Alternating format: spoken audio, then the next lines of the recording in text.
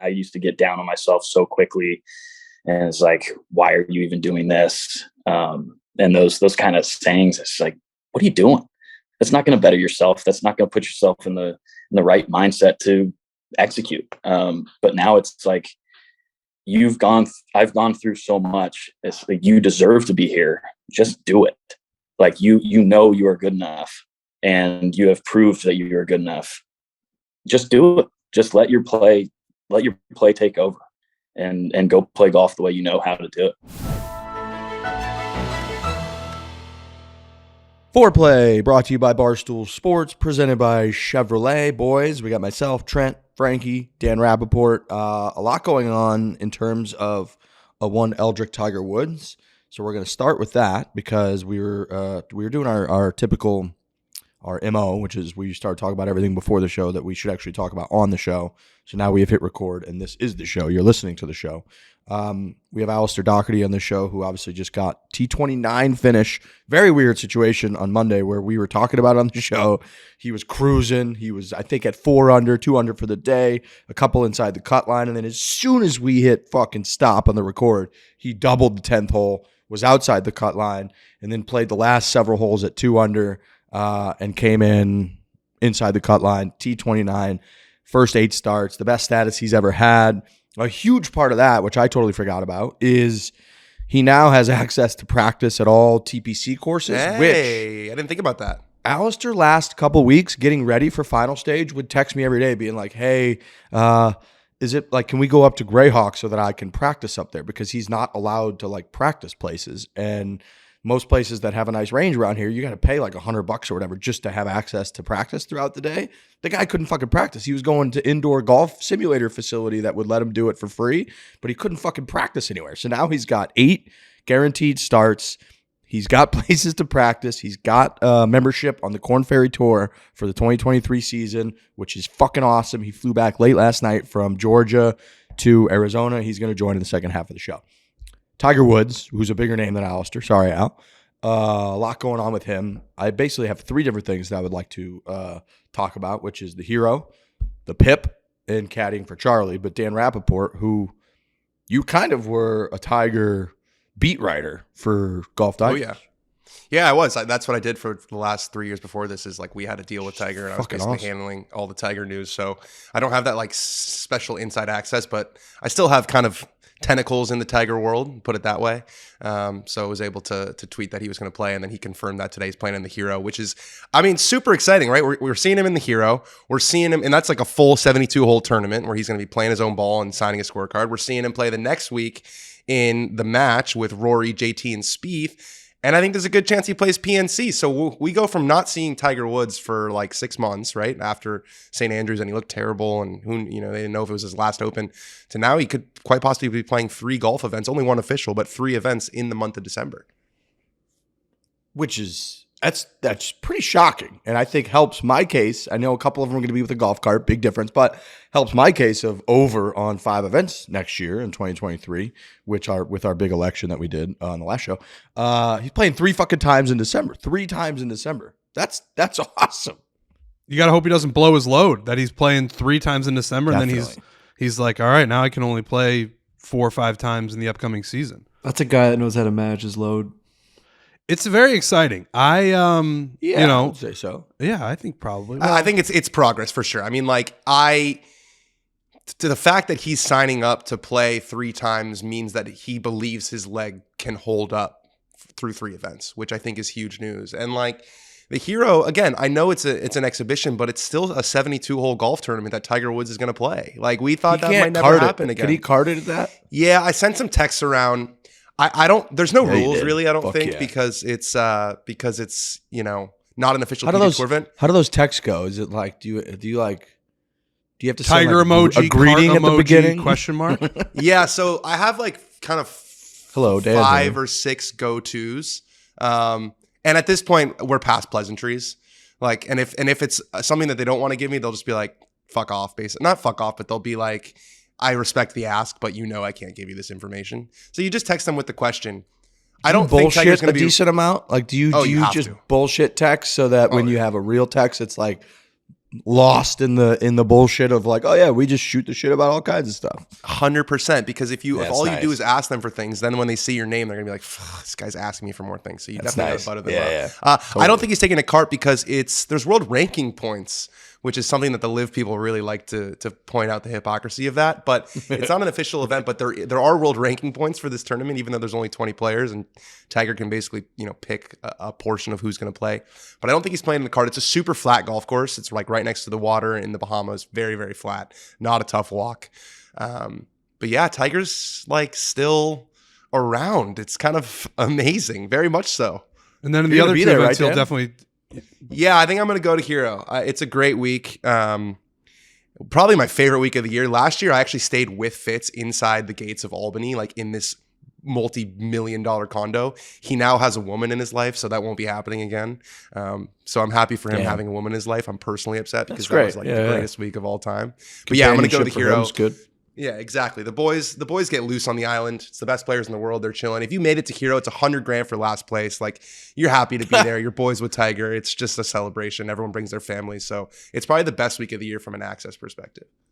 You can go and spend $50,000 if you're one of these guys on an outrageous vacation week with the house that you rent and your travels over there, and you're still guaranteed to make $50,000. That's pretty good. Yeah, and your boy Kevin Kisner is going to be one of those guys. Blown away when I saw that. Tiger tagged Kiz. Who is Kiz? What is Kiz doing behind the scenes this year? He gets the President's Cup pick, doesn't win a fucking point, and then he gets picked by Tiger to go to the Hero World Challenge, which I mean, I love Kiz to death, but what he must be juking and jiving behind the scenes this year. Yeah, he's power playing. I don't know. I think, isn't he involved in the pack too? Like I think, if he wants to kick us back a little bit, again, we talked about this earlier. It feels like it's been a symbiotic rise, a mutually beneficial Kevin Kisner and Foreplay Pod just spiraling upwards, baby. Keep doing our show and keep fucking slinging our Ain't No Hobby merch and do a couple of scramble videos, Kiz, and we got ourselves a good agreement, I think. I agree. I couldn't agree more. The Kiz videos on YouTube are crazy how many numbers that they have. They're like crazy. The scramble has like 2.5 million. And then the video of us just playing Palmetto when Frankie hit it in the water that no one's ever hit it into ever in history. That video, which like at the time that we put the scramble out and had like 100,000, just wrote, it's like it latched on to the scramble and just rode, and it has like 2.2 million views or something on YouTube. It's fucking crazy. It shows how interesting and funny he is, because if, before people knew that he was interesting and funny, like if you put up a Kevin Kisner video on YouTube, probably not going to do that well. But like if you put like a Max Homa scramble, that's going to do well almost no matter what, because people like him so much. But Kevin Kisner is just like, who's this guy? And then people find out what he's about and what he's like, and he's just so interesting and funny to watch on a golf course that videos with him get millions and millions of views. Before you guys kind of like shined a light on Kisner, I thought he was of the kind of Hudson Swafford, Harris English, like Russell Henley mold, where he was just like a quiet Southern dude, playing on the PGA Tour, making his $1.7 million a year, and not really talking much outside of that. But it couldn't be further from the truth. He's full of personality, and I don't just think people are starting to understand that.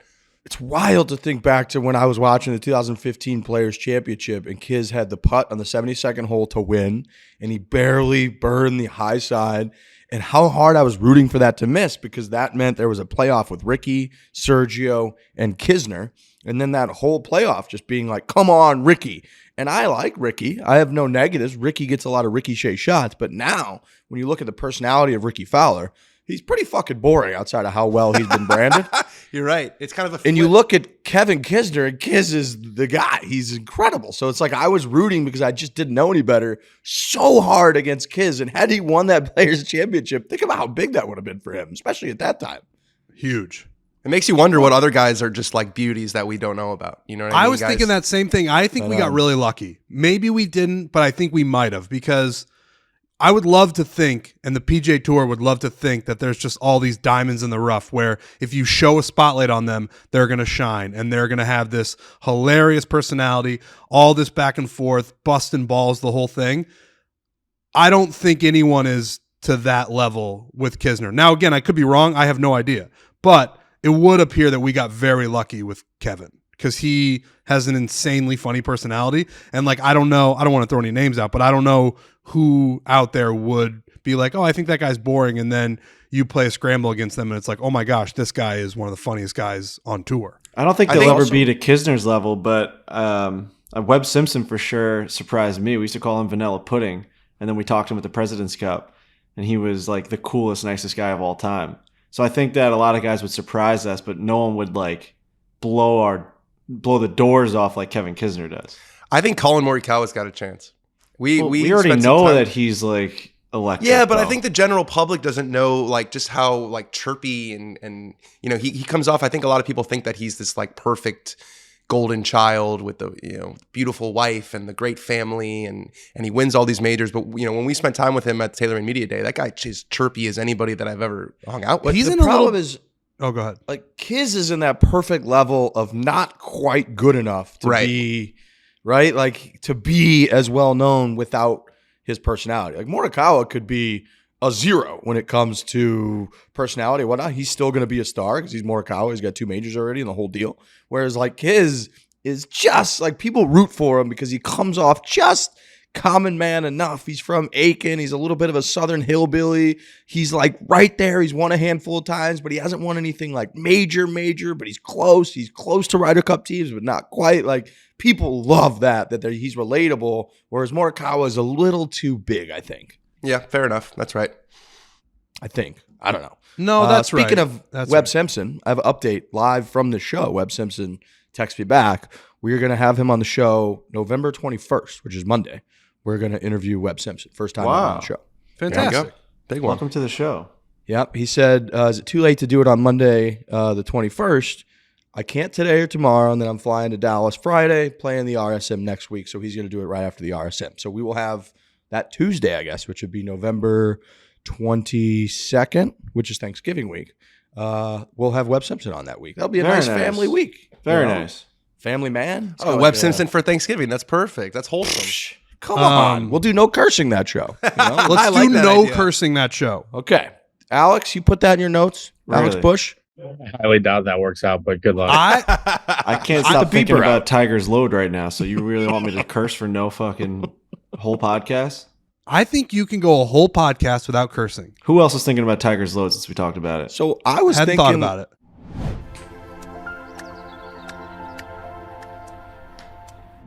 From Bolt to Blazer, Equinox to Silverado, Chevy EVs are for everyone, everywhere. Yes, that is true. Those models that I just mentioned, Bolt, Blazer, Equinox, Silverado, they're available in electric vehicle now, so you should go check them out. I cannot recommend enough. Go to the website, Chevrolet, and go play with these. Go tweak them. Go build one. Go check the different colors and the different additions that you could put on, the perks you could put onto your vehicle. You realize that they're EVs, that they're for everyone, everywhere. You're going to realize that Chevy's doing it in a special way. I listened to a song last night that had Chevy in it, and I didn't even know. It was the We Fly High remix. Trent, you know what I'm talking about. I do. And he goes skating on ice like Christy Yamaguchi, sitting up in my Chevy eating blowfish sushi. Fantastic. That's There a you great go. song. That's a So really Chevy, good song. Chevy and sushi, baby. Chevrolet has electric vehicles available now. Buy now. The Bolt EV and the Bolt EUV. Reserve now. The Blazer EV and the Silverado EV.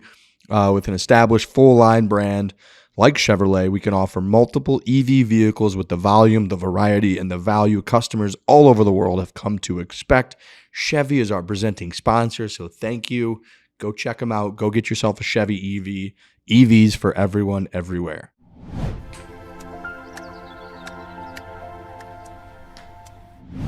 When somebody said he's got good load management, I thought about that for a while. I think that's right. If you look pound for pound for his experience, It's unbelievable. His load management throughout those experiences, I would say is pretty good Strong. from what we know. Very You're saying strong. the lack of Tiger Juniors running around? Yeah, no, it's just strong. From what we know, yeah, I think it's been pretty good. The management's top tier. Some I people agree. have horrific load management. Cromartie. The guy plots his way around the golf course. Terrible, and I think he's got pretty good management. Nick there. Cannon. And that He picks his spots. It's been one of the strengths of his whole career. That we know of, to be fair. that we know of. We can only comment on what we know, Trent.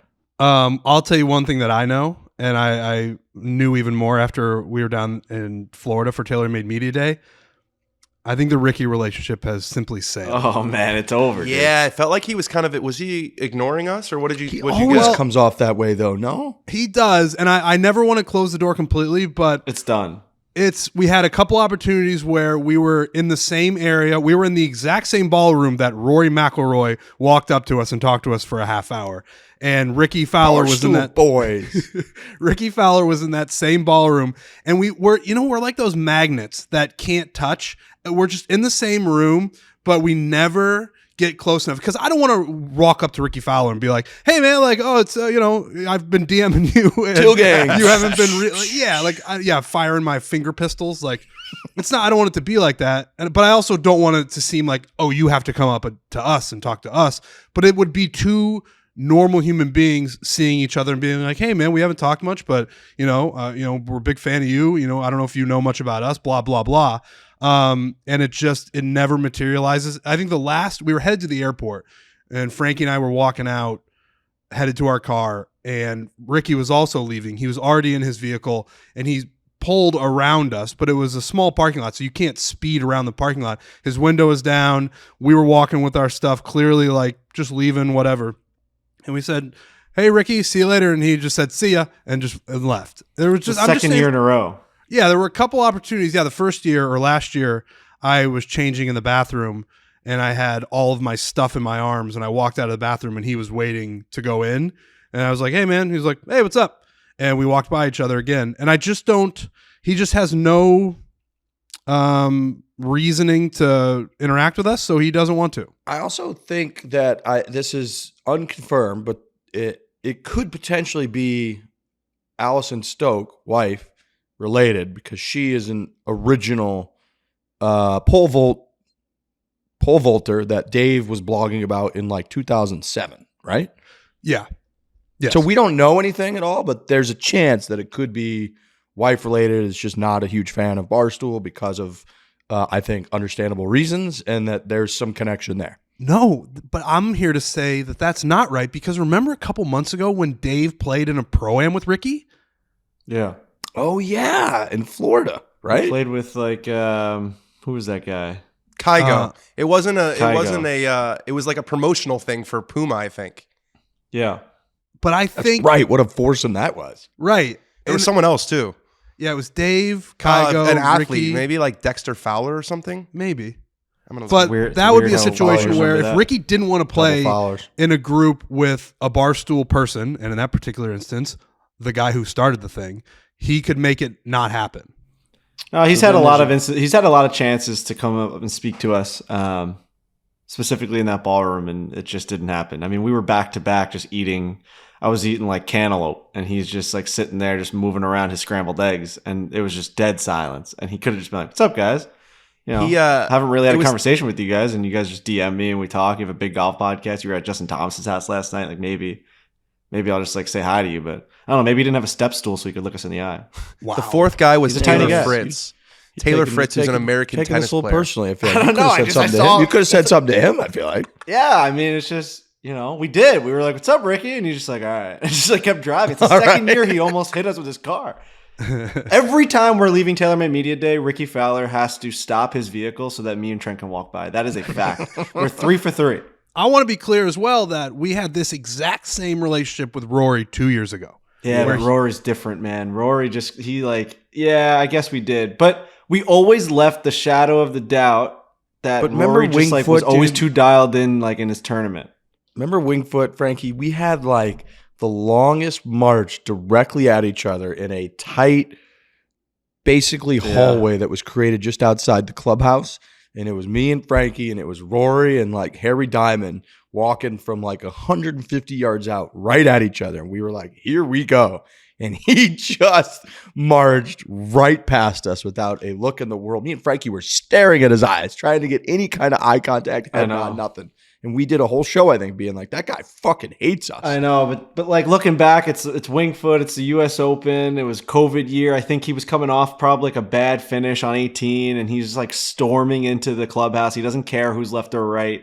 I don't know. I think we definitely looked too far into the Rory McIlroy thing. Now, obviously, we talked to him for like a half an hour in the ballroom, and he knows everything about us. And he stopped us at the country club in Boston. So still the most impressive human being I think I've ever encountered. 100%. And it's just, it's phenomenal. Like being able to have that relationship now with that guy. And I don't think we'll ever have that with Rickie, nor do I even care at this point. The fourth in that foursome, by the way, was Taylor Fritz, who's an American tennis player. All right. And Dave tweeted after it, he goes, tried to explain how I created his wife's first nickname 20 years ago. I don't think he really understood. Still a fun day. All right. Yeah. Yeah. So maybe he doesn't know the history. Which is good. But I guess they smooth things out a little bit, I think. And I guess like there's a chance that would have just never come up between Allison and Rickie. Like she might have just never in their 5-6 years together, whatever it's been like, by the way, like Barstool used to blog, like that probably just never, ever probably not a thing up. they talked The about. hardest thing to gauge with professional athletes is figuring out how much they know about Barstool. You don't ever know. They can either know everything or nothing or some of it, or they're like, oh, I follow the Instagram account. Like, I think Rory, for a long time, we thought he knew nothing. And then that conversation with him in the ballroom proved that he knows a lot. Yeah. So it's you never know. Rickie might know a ton. He might know nothing. He might know. Rory's like, you guys going out of Miami and saving taxes like Dave? It's like, wow, that's from like the DP show. That's like from the Dave Portnoy podcast. You know what I mean? Like, how do you know where Dave saves his tax money? That's like Rory likes to talk about how he specific.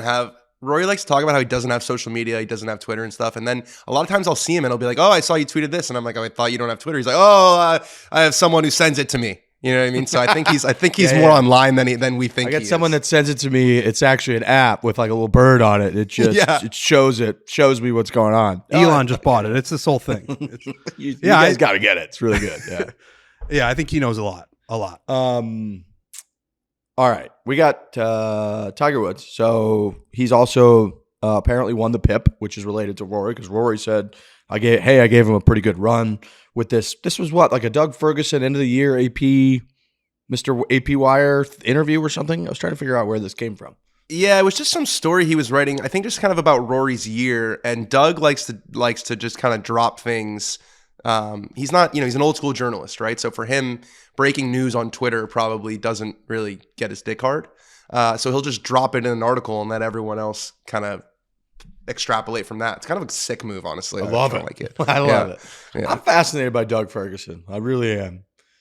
He's a target of that lawsuit with Shane Ryan. So I'm sure he's $750 million, something like that. Is that that's what he's in for? I think it's only $250 for that one. The other one's $750. Patrick's trying to get to a Billy. He's being a little win both of those suckers and you're looking really good. Doug Ferguson, man, he's great. So Doug is, and we brought him up a lot, he is the AP Wire journalist. He asks everyone after their round just the 5 questions that you would, if you were writing an SNL skit of like a parody journalist, he just asked those exact questions of players. But then he wears the Hawaiian shirts. He's got the little stool. Did you ever carry one of those stools around, Dan, that he sits on when he's inside the ropes? He carries that stool around. And then he's just chit-chatty with everyone the entire time. He's like buzzing around the media center. He's asking everybody all this. And then he occasionally, when we got into it with Old Man Golf, he sent me an email that was out of the clouds. And he sent me an email that like a week after we had Jeff Shackelford on. And he didn't go into really any specifics, but he just was like, I am laughing out loud at this entire saga. I love it so much. If I ever run into you at an event, please say hi. I'd love to catch up on this.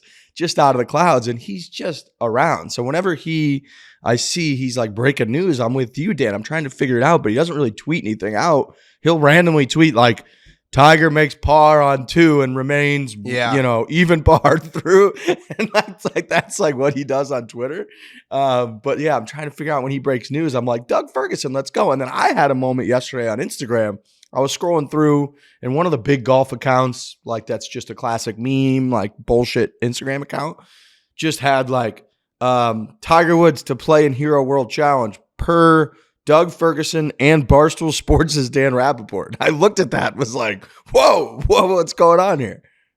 Yeah, Doug, I mean, if you're around as much as he is, I think he goes to like 30 events a year, every year for the past 25 years. And if you're a normal person who can talk to people, which Doug is, like Doug's a good conversationalist, you guys have talked to him, you're going to make connections out there. So that guy, he's got like a offline Airbnb in every city, right? He's got like a host family situation. He's friends with all the tournament directors. I mean, he's there when these young guys are playing their first events in the fall at Mayakoba or at, the Houston Open. He's there and he's asking them these questions. So these guys are all super familiar with him. He's probably the most plugged in guy. And he's writing is arguably more important than it ever was before, because all these newspapers around the country used to have golf writers, and none of them have golf writers anymore. And they all just use the Associated Press's wire. So he's definitely the most like read golf writer in the world, because small town America, when they're reading golf stuff, it comes straight from Doug Ferguson. And everybody's to a degree, or most outlets now are biased in some way. They're pro PGA Tour, they're pro Live, they're this, and he's just Doug plugging away, AP wire, keeping it real, keeping it simple. This is what happened. He's like the only guy doing that, I feel like.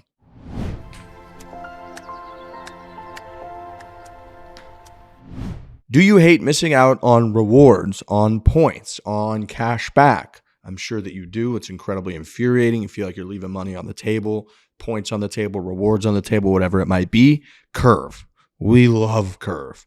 Curve is a unique credit card, helps you maximize your rewards effortlessly rather than adding another card to your wallet, doing a whole Costanza thing, having a Trent Ryan situation in your back pocket or wherever you keep your wallet. You sync everything up to your Curve card. You can go through on Curve with the app, the website. You can select which card you would like to activate for which purchase. That allows you to get the maximum rewards for that card. And then you will also get from Curve. You will get all kinds of rewards from them as well. So Curve is a no-brainer. You got to be using it.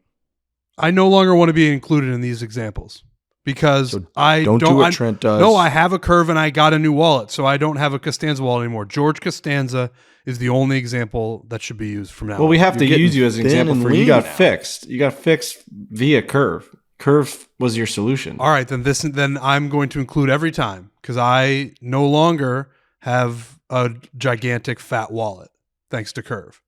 You'll Exactly. also earn, if you do what Trent did and become, slimmer when it comes to your finances in your wallet, you'll also earn 1% cash back on everything you buy for 6 months. Get $20 in Curve cash once you've downloaded the app through curve.com/barstool, opened an account, and made a first transaction. Curve card is powered by Hatch Bank. Terms and conditions apply. You get $20 in Curve cash. Go to curve.com/barstool.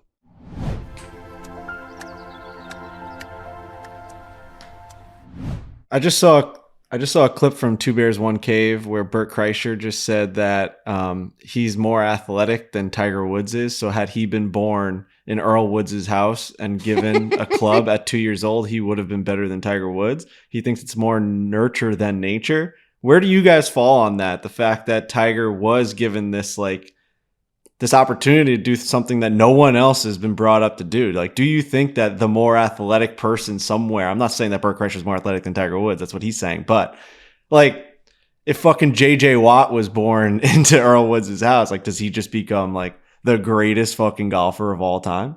My question, my head immediately went to you, Frankie. If you were in Earl Woods' house and Earl gave you the Tiger I'm treatment, pathetic. how quickly do you think you'd have a mental breakdown?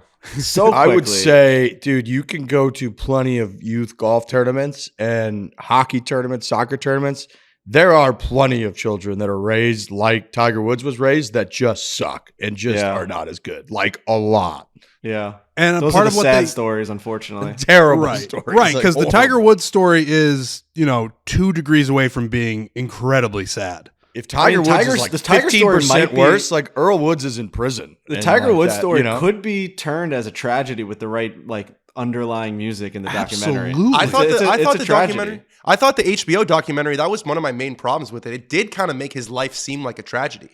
It kind of is. It kind of It is well. a tragedy. I mean, are we about to get into this debate? I mean, the guy's got $1 billion. He's probably the greatest golfer who's ever lived. He's got children who absolutely adore him, and he's got a Do you foundation. think Tiger Woods' life is better than your life right now? Yeah, dude. Yeah, I don't. What do you mean by bet? I mean, He can't go out anywhere. He can't do anything. He can't live. I don't know that he knows His head tethered hits to the like pillow. what normal happiness is. I don't think he he literally has like all these drugs to keep him like alive and walking. I don't think he's a happy person day in and day out. Do you? I do. And when his head hits the pillow, he knows that he's the GOAT. He's the greatest who ever did it. That's a level of deep satisfaction that I don't think any of us will ever be able to relate to. He would never answer the question, but I would love to know, seriously, in his heart of hearts, was it all worth it? Yes. Okay. Yes, it was all worth it. He's the greatest. Like if he won 2 majors and he was like kind of flamed out or whatever, then it's like, is it all worth it? He's Tiger Woods, dude. He's gone through all that and his Q score or whatever. Tiger Woods to you, like who is he to him? That's different. Dude, he can barely walk. But there's no, you can't put a price or feelings on like doing the most that humans, like he reached the highest that a human can reach. Like exactly. That is the satisfaction of like, I did this regardless of how it makes me feel. I might be upset. I might be sad. I could have had other things. I could have just been a grocery store guy and I could have just been bagging groceries. Like, yeah, that would have been nice. I'd be able to go to the barber shop and no one would know who I was. And I'd be able to just like go to a restaurant, but that's like him just thinking the grass is always greener, which we all do. But there's no way Tiger Woods regrets being the highest a human can go. I mean, we talk about like Julius Caesar and all these guys. Like Tiger Woods in his own world did that. He made it to the top. Julius Caesar was like stabbed to death by his son. Okay, yeah. A lot of shit happens to these guys, but it's still like the greatest. It's the highest you can go. It's a lot of it is like Game of Thrones. We talk about like the rich, powerful people in Game of Thrones. They're miserable. They're people. Would you rather be like a fucking like he'd rather just be a regular overweight guy that like it's doing it again, Alex. My microphone's doing it again. I think it happens when you yell too loudly that it moderates it for you. Would be my guess. Yeah, but it doesn't make it sound good. Viewers of a dozen would love that. Corliss Valerian in Thrones said, "What is this brief mortal life if not the pursuit of legacy?" Bang. Tiger Woods is a Mount Rushmore athlete ever. Dude, I agree. You think he'd rather be sitting there flipping the channel watching Fox News with fucking drool coming out of his fucking chin and he's like sitting there with potato chips like, oh, this is awesome. Like, no, exactly. All right. Thank you, Frankie. Riggs makes a good point in that and let me try and finish this thought before you guys start yelling. It's you guys are viewing it from your perspective. Like, obviously we love it because we watched it happen. This guy got to the top of his game. It was incredible and we've never seen anything like it. He was the greatest athlete of a generation. He is a Mount Rushmore guy across all sports over the last 50 years. And he knows all of that too, but he also knows the stuff that we don't know. And that's hard to speculate on. But what we do know is that he went through a horrific scandal, very public. It is the most embarrassing thing that has ever happened to a professional athlete. He's got a pain pill addiction, that he got a DUI. He didn't know what state he was in. He didn't know what side of the country he was in. I get that being super successful, makes a lot of that more like digestible, but behind the scenes there's got to be times where he is like, man, I wish I could go get a haircut and not have it end up on Twitter. Like that would be great. Or he could just have someone come to his house, the best haircutter in the state of Florida, and but that's not that's not being a Phil human Mickelson. being. Here's the real thing is that we're acting like life is just getting a haircut and showing up to like your local restaurant and waiting in line for 40 minutes. Like we're saying like that's what humanity is. Doesn't he miss that? Like waiting in line at the barber shop and then being told that the place is closing and you have to show up the next day. Like that's just our life. Like that might not be what like he doesn't even view that being life at all. So like his life is the guy shows up to his house and he gets a haircut there. That's fucking amazing. That's what we all strive to get. Like, yeah, we're in this position and we look up. I don't really think he's looking down being like, I wish things were worse. There's no fucking way. He's just taking everything that came with it. I just think that if you had if you could measure perfectly like day in and day out, what is a human being's happiness level? Just like joyous enjoyment of each minute, hour, whatever, of each day.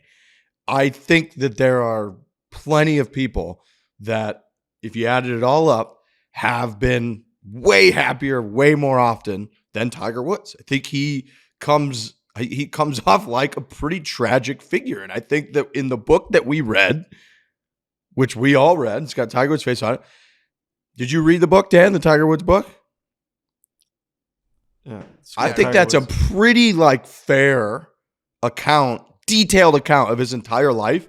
did that not come off as pretty sad throughout the whole thing? Okay, it's allowed to be tragic. I think that we're missing like what I was kind of bringing up. It's a tragic story. A lot of trauma has happened to him. I don't think he would trade it in for a fucking second. He's Tiger Woods. That's where you're going to lose me, is where we're going to act like life is showing up to Target and waiting in aisle 9 and like barely getting your groceries. You keep saying like waiting, but I do think like life that is what life is. Life's all about waiting. Like the rich get to just pass lines. That's literally like that's the microcosm of what rich versus poor is like one guy waits online, the other guy gets shuffled through the back. Like Tiger Woods just has a better life. Everything's streamlined. Wasn't part of the affairs like he was telling women where he was like, my life is like I wish I had this life, not this life.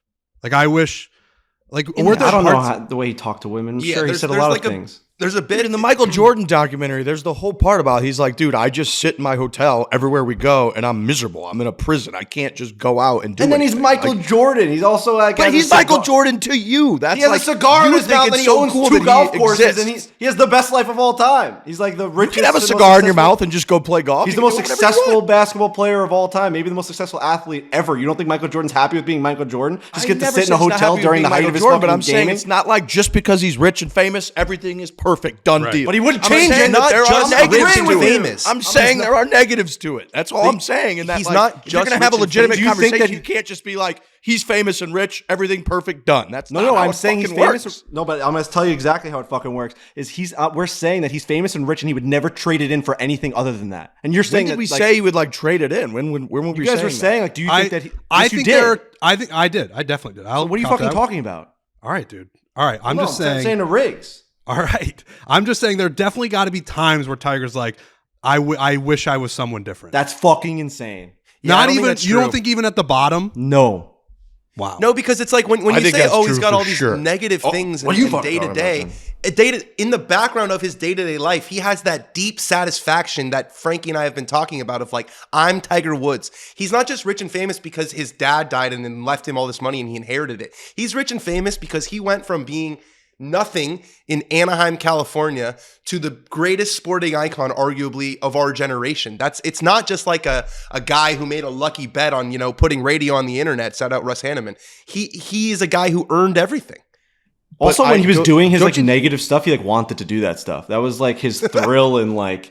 That's like he was going on like Vegas and like renting out hotel rooms. Like that's like what he wanted to do. Clearly, it's like what he was doing. It's not like all the stuff he's doing he's regretting. Like at the time of that moment, I think like a counter argument to that would be that that's not something that provides to a human being like a wholesome level of happiness, because he didn't have an opportunity to, instead of go to Vegas and walk around with other famous people and try to bang as many girls as he can, which is a pretty soulless, like hollow living. He didn't have the option because he grew up so isolated and so single and so driven by his parents to be like, actually, a better time to spend my 3 days would be to go home and like drink a couple beers in my buddy's garage and watch a couple games and we fucking laugh and tell jokes. Like he didn't have that because he didn't have a normal life. I think a human derives a more wholesome, complete level of like comfort and happiness. And when you don't have that, you go alone to Vegas, get a really cool suite and like do shit that doesn't really provide you any long-term satisfaction or happiness. It's sort of these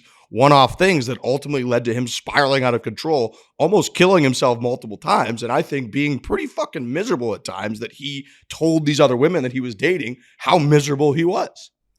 I think that all comes with the pictures behind me of him celebrating and being the greatest at his sport, the thing that he loves the most, what drives him and that's who he is. I think all of that encompasses one idea that he would never trade it in for anything. He would never trade those fist pumps behind me in that photo for anything else, regardless of how sad and poo-poo faced he was during all these bad moments, the tragic moments. He would never ever trade being Tiger Woods. That's insane to think that. So no, I do think there had to be a couple moments where he was like, I wish this would all go away. So you think it's the fame and the fortune or the bat? Because like Roger Federer, for example, do you think he has like the greatest life of all time because he's basically like Tiger Woods without any of the scandals? I genuinely don't know enough about Roger, but he seems like he's having a pretty good time. I don't either. And I look, there's just a lot of different, in my opinion, and I don't think he would just trade it in. I'm with Trent where I think there have been moments throughout his life, just guessing, where he's like, I do wish things were different, like right now. I'm not saying he would right now, if you offered him the fucking chance, trade everything in, all the fist pumps, all the majors, for like, you could just live a pretty average life. I'm not saying he would do that, but I think there have been many, many, many times throughout his life where he's like, fuck, I just wish things were like different. And he hasn't been overly happy person for long, long stretches. And I think that like the things that we're talking about, which a lot of them are pretty materialistic, don't automatically just lead to pure happiness and content and like self-satisfaction. We see quite famous, successful people all the time commit suicide, take their lives. They go through horrible like mental health. And I'm just saying that I think a lot of negative things that have happened to Tiger have affected him in such a negative way that I think there's been long stretches of his life, which I think has been pretty evident by things that have occurred in his life, where he has not been a pretty like content, happy person. Now, he's Tiger fucking Woods. I would love to be Tiger Woods, but I'm just like, I don't know. I don't know that I know many people that are living pretty average lives. And there definitely are some, but like in my circle, my buddies from home, from school, from work, that have like reached as low a points as Tiger Woods has reached. You don't think every single one of them would trade lives with Tiger Woods? I didn't say that. I'm saying I do don't you know think, even knowing that they've never reached as low points and whatever lives they do live? I think a lot of people would, yeah, but I also think that's because people don't know everything about Tiger Woods. Like they would trade lives with Tiger Woods because the things that they know and think of are the photos behind you. They don't like you don't have frame behind you a DUI picture of Tiger. You have Tiger at his very peak, his best. If I get to start Tiger at like 2 years old, like I think the argument's like if you get to do that once or twice or fucking 15 times, I think it's probably worth it. I guess it all depends on what people say is worth it. It's very subjective. Tiger Woods. Right. Yeah, no, I know, but I'm saying individually, like, well, I would, it's hard to like you're saying, like, would I rather have Earl Woods as my father or my current father? Like, my current father was like, we did not have a borderline abusive relationship when I was 2 years old. Like, it was super normal. We had a very normal upbringing. And, no, I would not want Earl Woods to be my father. No, that's not a real, like, healthy relationship. So for me, it's not the money that makes him happy. It's the satisfaction of what he accomplished. Because there's a famous, and I'm with you on this one, Riggs, because there's a famous study. I don't remember if it was your alma mater or Princeton that commissioned the study, and it was looking at the correlation between income and happiness. Safety school. If the more money you make, the happier you are. There's only a correlation up to $70,000. Because at $70,000, that's like, if you're below $70,000, you might have trouble with the basics. You might have trouble paying the rent. You might have trouble providing for your children. Past $70,000, there's really no correlation between income and happiness. More money doesn't necessarily make you happier, which is why, like Rick said, billionaires have a higher rate of suicide than the average population. So you're right. It's not just the money, but for me, it's not about the money and it's not about the toys. It's about, I'm Tiger Woods. I set out to accomplish something and I did it. But couldn't you argue that he's just as frustrated about that he hasn't done it? He hasn't beat Jack Nicklaus. He hasn't beat Sam Snead's record. Like, he's set a lot of records, but like, he can't truly he's not Michael Jordan of stats. He's not Wayne Gretzky of stats. We all think he's the best, but he's not. Like, I'm sure he lays his head down and is like, motherfucker, how did I not get to 19? I just struggle to know how whatever school came up with that, like, how did they gauge what is happiness? Like, what if I have $72,000? Like, and my friends are all going on a trip and I just can't do it because, like, rent's high and the fucking taxes are high in New York and I got to keep all this money. Like, I'm not happy when they all go to the ski slopes and I don't get to go because I'm managing my cash. Like, I'm less happy today than if I had $1 million. You're telling me there's no difference in happiness than, a millionaire versus 70,000 that's a very person? specific anecdotal. It's on average. It's average. You just ask a ton of people. It could just keep happening amongst a lot of millions of people where it's like one guy with $72,000 is like money managing. The other guy's not. One guy's just going to be just a little bit happier, no? How do we gauge it? Is there like a meter in their house? Yeah, there's like a questionnaires that they have to to fill out. This is people's professions to design these studies. I mean, obviously it's a study, but I just, as I like to just see the other side of everything. I just can't imagine how they ever could come to that conclusion. That's nuts to me. I just can't see it. See, that's like a fundamental difference that we have. So you think someone with $1 million in the bank can't be just happier just because of that than someone with $70,001?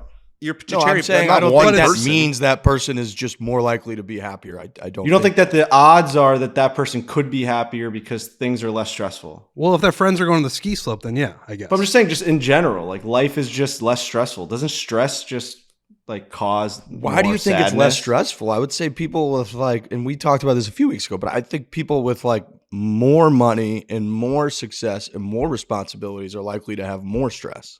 Puff Daddy and Mace made a song about it. More money, more problems. Yeah. All right. Yeah. I mean, I guess so. And Notorious B.I.G. Yeah. I'll just agree to disagree. I guess. I just don't think it's better to have less.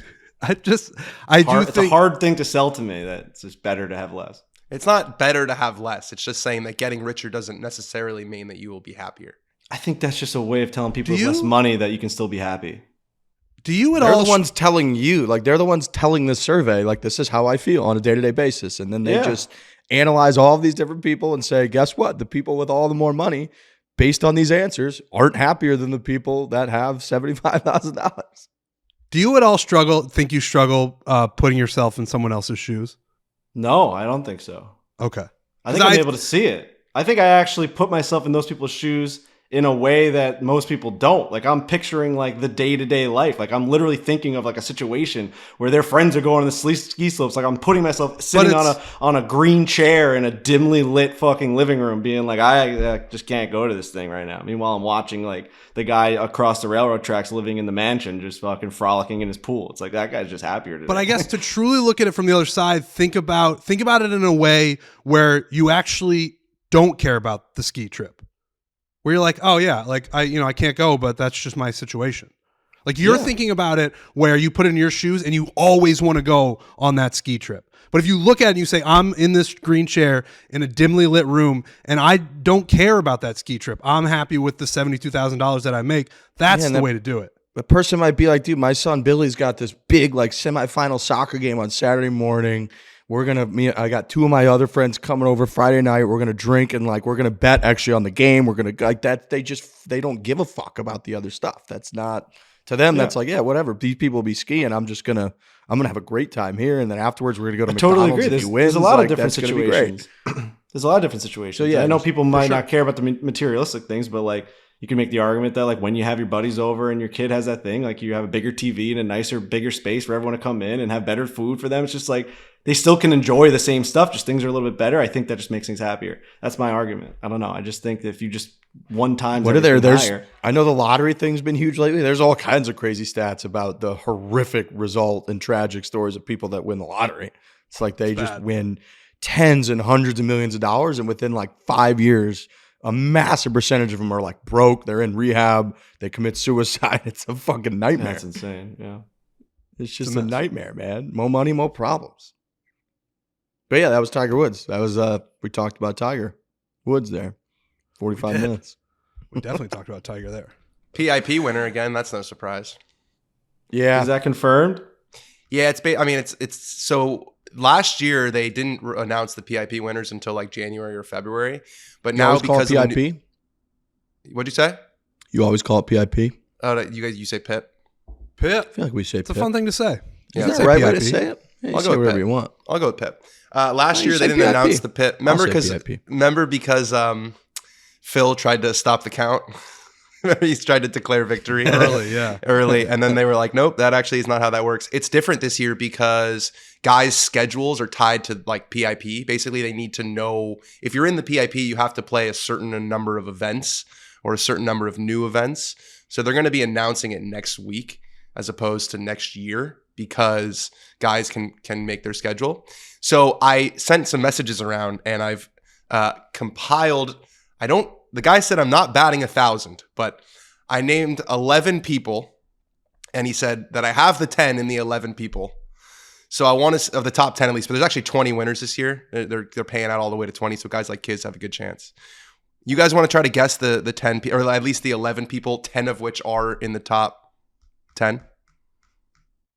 Yes. All right, go ahead. Let's see it. Tiger Woods. Tiger Woods, correct. Rory McIlroy, correct. Justin Thomas. Correct. Jordan Colin Spieth. Morikawa. Correct. Max Homa. Will Zalatoris? Correct. All right. So Will is one of the guys who I think might be like 11th, or maybe it's Max. I'm not sure, but there's a couple more. Scotty Scheffler. Correct. Good one. We're at 8. Patrick 30. Cantlay. No. John Rahm. Yes. Oh, sorry. It's 12. All right, so we're at 9. Okay. You're at 9. So there's 3 Xander. We're more. at 9. Xander is correct. That's 10. Wow, fucking Patrick Cantlay's not on there. He is kind of boring. He's got to be right on the outside, I would imagine. He has to be. Again, these are 13. not official. This is just, me Kevin shooting Kisner? shit with the guy. Not Kevin Kisner, unfortunately. Fuck. Bullshit. Another friend of the program, though, and this one I actually didn't guess, but the person was like, "Hey, don't forget about the majors." Fitz? Oh, wow. Yeah. Fitz was on there. Fitzy. Wow. Dude, wow. Good for him. That's great. So we're at what? We're at 10? Yeah, we're at 11. There's one more. Think about someone who's like, popular with the kids. He kind of does things a little differently. Rickie. Not Rickie, but kind of in the same mold, Oh. I guess, sort of. He just like dresses pretty cool. He's just kind of a cool dude. Does things with the kids. He's just like a dresses- nice guy. Adam has a Scott. lot of It's kids. always like, it's like when we tried to come up with the World Series champion. It's like so obvious that Adam I just Scott? can't fucking do No, it. he has Dresses a lot of- cool. Adam Scott dresses like. Well, I thought He, I mean, he he's from has a fuck- lot of kids. He Dan's has from a lot of fucking kids. Brooklyn. Oh, right Tony now. Finau. Tony Finau. There you go. I think call. Dan I think likes good call. Adam Scott's like colors of beiges. I feel like that's a very Brooklyn thing. He's like the hipster golfer. Yeah. Yeah, I like his fits. I got to be honest, I do. I know you do. You guys both have shitty style, I would say. I don't think it's shitty. it's a concoction of cement colors. It's basically just trying to dress ironically. Just dress ways that people who live in Midtown Manhattan are like, what the fuck is that? Dude, guy he wearing? wears like a dark beige over a brown. It's just like, what's happening right now? So the top 10 are within those 12. All right, Tony. So I think Homa's going to get in the top 10. I really do. Wow. If he doesn't, then the system's broken because he's the perfect, he's won twice. Everyone fucking loves him. His social media engagement's out of control. He does a had an scramble with unbelievable every golf President's Cup. podcast. Yeah, he Right. right. Scramble. We said that. Last time around before he had gotten the wins. Because That he Max is. Homa, man, that guy's just available. You know what I mean? Every time I go on YouTube, he's playing another 4-man scramble.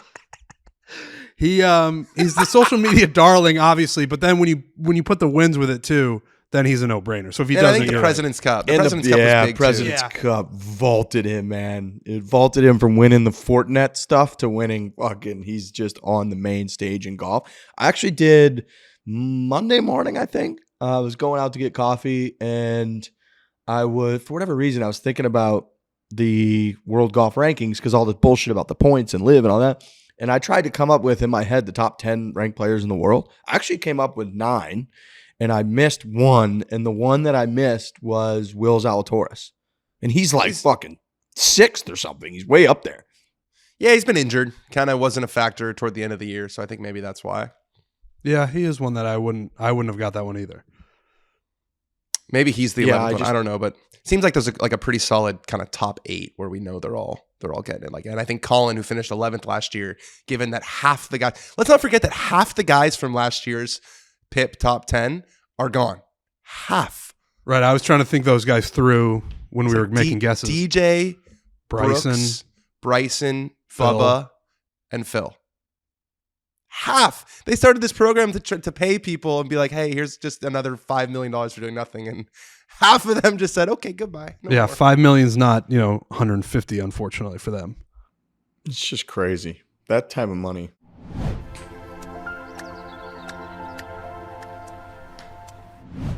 Shopify, baby. Shopify makes it simple to sell to anyone from anywhere. Whether you're selling warm-ups, wall hangers, it's time to start selling with Shopify and join the platform simplifying commerce for millions of businesses worldwide.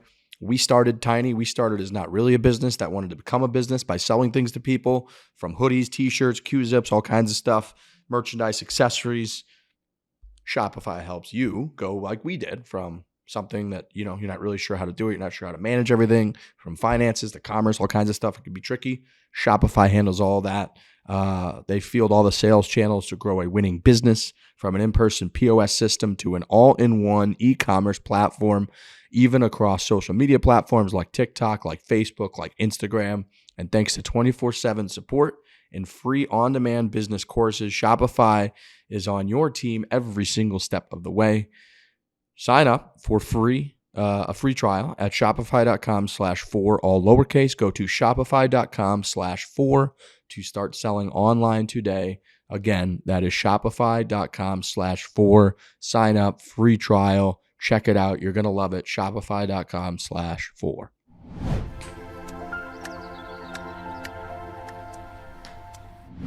Rory made over 40 million this year, including the FedEx Cup and the pit. That's just on course. Yeah, that's just on course. So he probably made like 75 or 80 million. Yeah, that's crazy. What's his Nike contract? Do you know what his Nike contract is? I do not, but he also just re-signed with TaylorMade. Remember they were telling us that? So yeah, Adrian was pumped about that. He's got some deals, and he's got Workday. I think Workday gave him the fill money, which is a lot of money. It's the front of the bag. It says Workday on his golf bag. That's not cheap because he's on TV a lot. Do you think he is? What is he? Is he like a $600 million guy? Yeah, he's also very active investing wise. You know, not just with Tomorrow, but he's got his own like Rory McIlroy's Inc. And I know he has a lot of investments in like healthcare stuff and startups. And there he is, the man Alister. of the hour. There we are. Little How are you Coca-Cola guys? guy, huh? Hope that's not a problem. Yeah, Bryn's dad's got a bunch of nice posters around here. I like that. Welcome to the show. It's a great poster. Trent and I need to get Thank that. you. We always Thank have you. an ice Glad cold to be here. Coca-Cola. Are you like on top of the world, just feeling like, you know, this has been such a long journey and you finally have some security?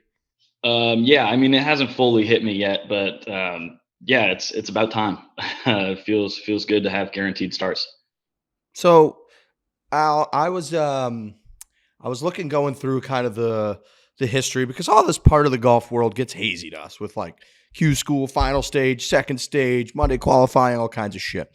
You've been close, very close before. I think in like 2019, you started Q School final stage. You were 7 under through like fucking 9 holes on your first. Ended up missing by like a stroke or two. You've never been in this position where you've got 8 guaranteed starts, the whole deal. Does it feel like you have like the longest runway on the planet in front of you now? It was cutting in and out, Riggs. Sorry, I missed most of your question there. Oh man, that was a good question. That's a good question. Do it We again. got to get you better Fire it Wi-Fi. I up. feel like your Wi-Fi is not great. Your Wi-Fi's off. We get some Barstool Wi-Fi in there too. I feel like you're in the fucking office there. Maybe you just hook up to your might want to tether Just it kinda looking even to around. like a phone. Would that be better? This is perfect that this is our guy Should wearing I our just get merch. it on my phone? Yeah, that might be. Maybe.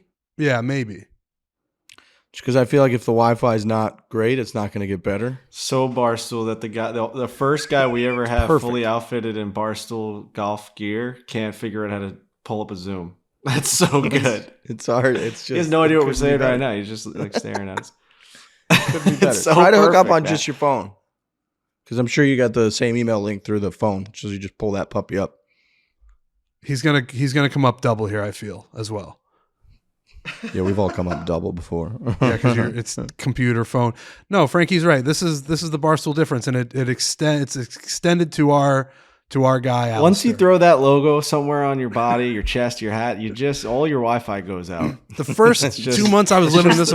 The first 2 months I was living in this apartment, I was almost non-existent on this podcast because I could not get my internet to work. There were a few shows Trent just tapped out. You just got kicked out one too many times, and you said, I'm just not doing the show. And there's nothing worse than going on like a 30-second point, thinking it's a good point, and then getting complete silence, and you're like, these guys hate me. And then you end up being like, oh, they just can't hear me. Dude, when nobody's moving and you're looking for reaction, man, you know, as a person, when you're fucking, you did it, you brought it, you were articulate, and then people just got nothing for you. Fuck, that sucks. It's a very think alone feeling. I think He's you're better studying- now. He's studying this Zoom like it's the final putt at Q School. He All right, is. so I think he's double. grinding over a little. Okay, Okay. the double's a good sign. All right, so Oh, now yeah. on your computer, I think he's Alistair, better down there. jump out of the Zoom so we don't got 2 of you. There you go. There we Oh, go. yeah. Now I think you're going to be way better. I Give think us a you're with little. Give us a little chatter. There we go. There we go. There There he should be is. good now. Okay. Oh, there it is. Yeah. Fuck All right. yeah. Very nice. Perfect. Alistair, Riggs, welcome fire to up the that show. question Many again, times. Riggs. Fire up that question again. There's no way I can remember that question. Are we even introducing who's on the way. show? Have we talked about this, or did we say that pre-show that he was coming on in an hour? We talked about it off the top. Okay, good. Okay, I think your connection's way better now. Are we better for you? Are we choppy or no? Yeah, I can hear you good. Perfect. Fuck, let's go. So my question was that the Q school and all that bullshit for people like us, normal golf fans, very confusing, very muddy. We pretty much know PGA Tour. We know winning on the PGA Tour. We know majors. Once you get into Q school, final stage, Monday qualifying, conditional status, all this bullshit gets very hazy. So I was trying to do a little bit of research and see how close you've been before. How big is this? Is top 40 versus finishing 42nd? Life check, what's going on here? And I looked, and in 2019, I think you started like with 29 on your first 9 holes in Q school finals, ended up missing by like a stroke. You've never had this much status and guaranteed starts, 8 guaranteed starts. So I was wondering for you, like, does this feel like you have more of a runway than you've ever had? And is this as different and successful of kind of an opportunity for you as you've ever had by a mile? Yeah, absolutely. But by a mile is right. I can make my own schedule. I can travel the way I want to travel. I don't have to try and Monday into a tournament. And then, if I do Monday in, then I'm exhausted going into the tournament kind of thing. So, yeah, having guaranteed starts is huge. And it doesn't matter how you get guaranteed starts, but guaranteed starts is what you have to have, because like you said, in 2019, I ended up finishing, I want to say T60 or T61 or something at final stage. Well, I'm not guaranteed anything. So I'm making Monday qualifiers a regular thing, and traveling and doing Mondays. And even if you're playing well, there's no guaranteed money and nothing. So, Mondays are hard, and having guaranteed starts, you can go play golf and just everything's right in front of you. So this time last year, maybe a month or so later, as when I think I met you, what were you doing this time last year? I was getting in Hankey's pockets. I did meet Al through Hanky Panky, who we all know Hanky Panky. And to make ends meet, you were literally caddying here in Scottsdale as a club caddy to make enough money to go give Q School a run again this year, right?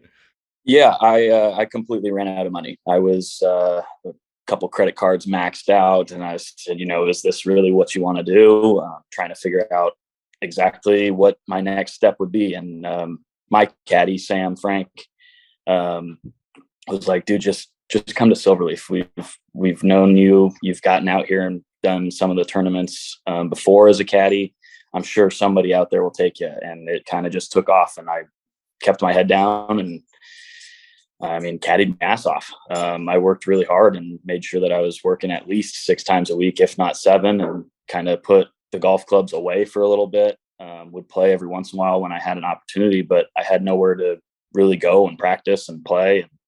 I just worked, and I made sure that I took myself out of debt. I made sure that if I didn't find somebody to sponsor me, I was going to be able to do it myself this whole summer. And luckily I met some great people at Silverleaf, and obviously ran into you, and everything's kind of started to fall into place. For people who might not know, how expensive is chasing this dream? How expensive is Q School? Because I think people don't realize it's not like you can just sort of pop up and if you're good, you can play. Like, it's some serious dough to even give yourself a chance. Some serious dough. It's this year, the price went up again. It was $6,500 just to sign up for first stage of Q School. That doesn't include getting there. That doesn't include having a caddy. That's just signing up. Just to have a tee time.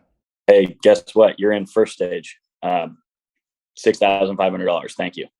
And obviously you have to go through first, second, and at finals, if you don't finish in the top 40, you're not getting that money back. So like I finished 29th, I think it was.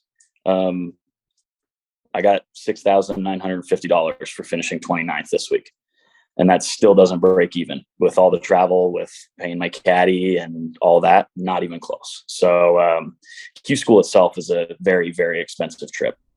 And then the difference between, you said have you Mondayed into a few events? You've played in a couple? Yeah. So the the difference between Mondaying in and the pressure of knowing that this might be my only chance. How different is playing on a Monday qualifier when you have all those nerves about if I don't play well, I miss the cut, I'm right back to where I started, to now you've got at least 8 tournaments to know that it doesn't feel maybe so urgent as it did before. Yeah, it's being able to go out there and be patient and play your game, stick to your game plan and just let things happen. There was a lot of times where I would Monday in and I would feel everything, all the pressure is on the next 2 rounds just to make sure you make the cut. And if you don't make the cut, you're in the hole again. So there was a lot more pressure after, the last few years. And now I can kind of just let my game do the talking. So walk me through this year because, you caddied last winter, basically, get yourself in a better financial position. You decide I'm going to make it. I'm going to play on the PGA Tour, which you've said to me, you've looked me right in the eye and told me that several times, which I love. This year you Mondayed into a few events. I think one of the first ones you Mondayed into, you finished in top 30 or whatever, so you're able to get in the next week. But then coming into this fall, from first stage, second stage, third stage, walk me through first stage, auction, Southern Dunes, where we tied Max Homa in regulation. That's where, of course, that you love. That was your first stage of Q School. Start there and let's go all the way through the final round on Monday and how fucking intense that was, because I couldn't even refresh my goddamn computer screen. It was so nerve-wracking, and you're the one hitting the shot. So let's start stage 1, auction, everything we've talked about, working, saving up money. You're like cleaning fucking Tammy's clubs at Silverleaf, who's trying to break 110, and now here you are in stage 1 in Q School. So because I had points last year on Korn Ferry, I got to choose my first stage site. So obviously I chose Southern Dunes, auction Southern Dunes. Fantastic golf course. I wish it was closer to Phoenix because I would love to play there every single day. Suits my eye. Never really had a problem with that golf course ever, and felt very confident going into the week.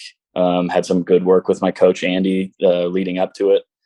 And Sam and I, Sam, my caddy, was on we were just on the same page the whole week. And, it was awesome. It was just hitting shot after shot to the exact location. And that ball was finding the hole quick. I shot 26 under in 4 rounds and won the thing. It was awesome. That's incredible. 26 under for course. 4 rounds, dude. What the hell? Like you must just be hitting perfect shot after perfect shot after perfect shot. See, that's it. It didn't seem that way. It was just weird. I mean, I hit a lot of great shots, but it honestly was just the putter. The putter was hot, and then if you've seen it on tour, I've seen it at every level. If the putter's hot, that person is going to win that week. Yeah, it's like the ball striking kind of carries over week to week. That's the consistency, but it's the hot putters who get it done on a 1 week basis. So then. Second stage, which, by the way, I mean, you shot 26 under, you said, through 4 rounds. Like, we played out there with Max, and I don't know that what was he, probably 6 under or something like that? So when he played in that against us. So, just to give you a little bit of it's not like he went out and shot 15 under the 1 round he played. Like, if you're playing tournament golf out there, stage 1, Q School, and shoot 26 under, that's unbelievable. Stage 2, second stage, obviously enormous. If you make it through second stage, then you get to, you get at least some conditional status kind of locked up. Things got pretty fucking dramatic at second stage as well. Yeah. I've gone to Bear Creek a lot since being pro. I actually lived out in California for a little bit and used to go out there and play in their money game every Friday. Met a bunch of members out there, fantastic people. Golf course is very challenging. You have the proper sections, the greens get very firm and very quick, and then the wind just swirls. So trying to figure out that wind and obviously the pressure of knowing if you don't finish in the, move on to final stage, I'm back to square one. We're going back to caddying or possibly finding another way. I just had no idea what I was going to do. So it's fun. So I got to jump in. It's funny hearing you say that because you don't even want to. You can't even say it. Right. You can't even bring yourself to say it. Like you can't say, "Oh yeah, then I'd get a real job," because in your mind, like that is such a that it might have to happen, but it's the last thing you ever want to do. Oh yeah, it is the last thing I want to do. This is obviously my dream to play professional golf on the PGA Tour and be number one in the world at some point. If not, stay there as long as possible. But in order to get there, there's a lot of obstacles, and everybody's got their different path. And mine has obviously been a crazy windy road.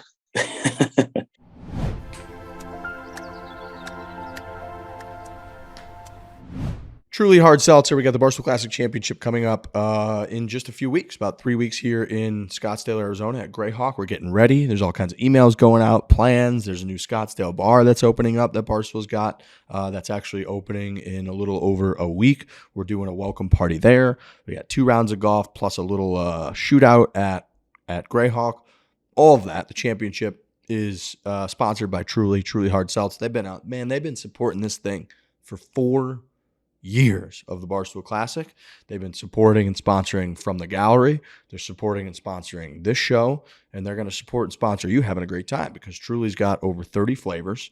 There's something for everyone. Wild berry is my favorite when we go through all these From the Gallery submissions, which we'll have to do next week. We didn't get to this time, but I'm looking at Dan from Roseville, favorite Truly flavor, strawberry lemonade. Trent from Iowa, not the one on this show, a different one, favorite Truly, strawberry hibiscus. He has a good question that we're going to get to.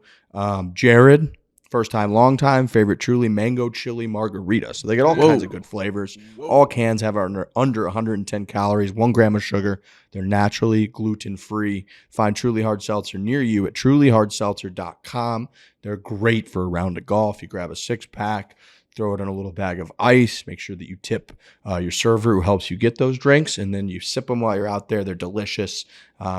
And they got a bunch of different options for everyone. Like I said, plenty of folks like different styles, different flavors, from strawberry lemonade to the strawberry hibiscus. My favorite flavor has been wild berry. There's a blueberry acai that I believe is my father, Steve's favorite. So go check them out, trulyhardseltzer.com.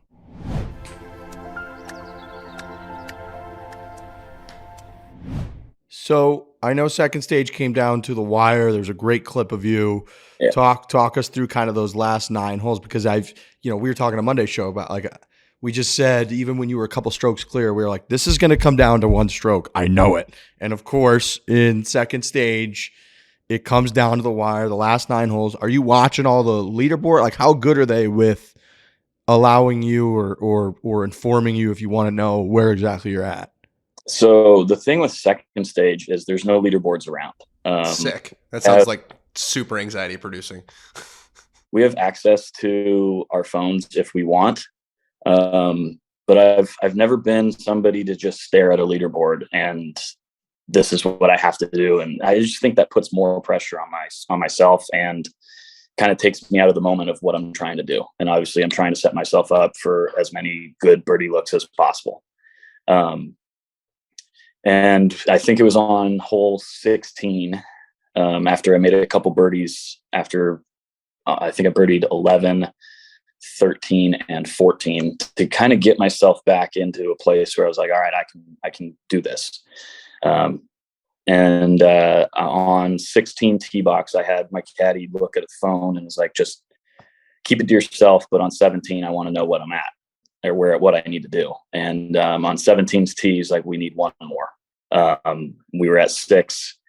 It looked like it could be 6, but 7 was going to be safe.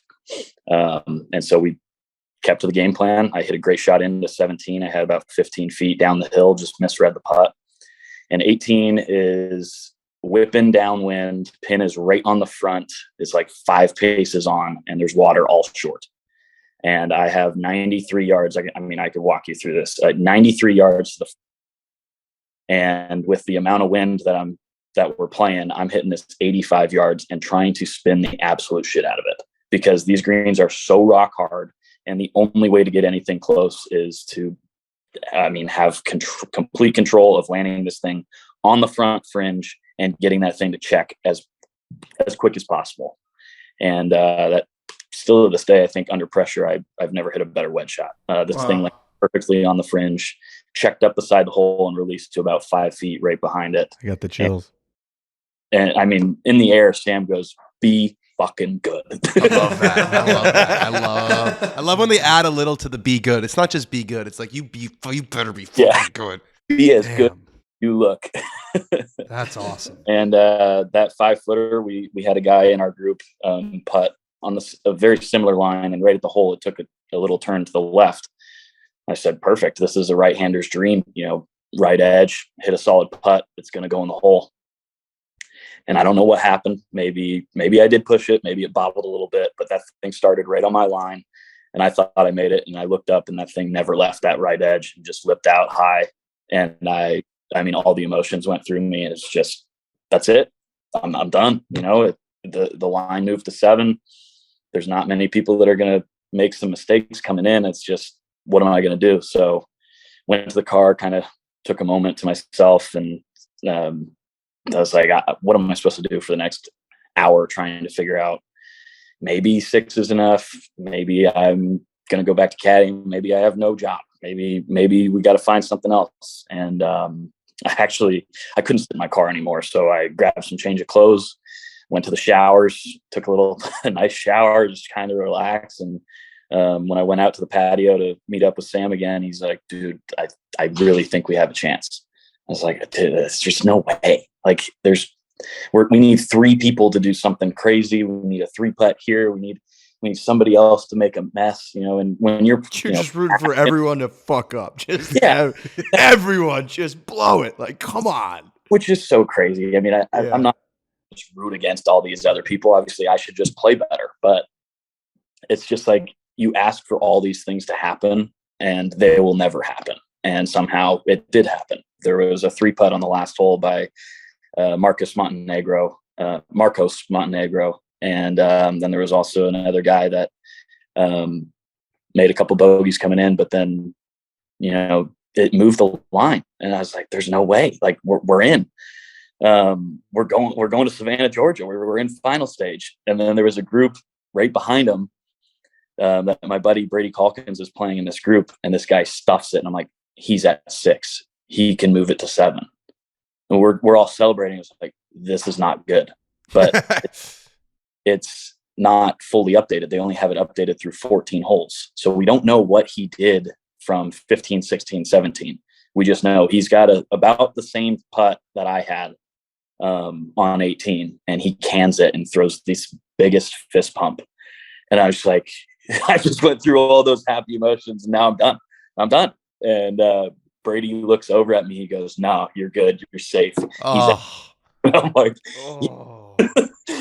so, I mean, I got holy shit, man. But it's amazing because you watch on the PGA Tour, and it's like these guys are making birdies and no problem. And then once the back 9 on Sunday comes, there's like a gravitational pull backwards once the finish line comes in sight. And I would think that this event, because final stage is stressful, second stage is really where dreams go to die. Like, if you don't get through second stage, you're looking at Mondays and mini tours, and you're just basically on your own.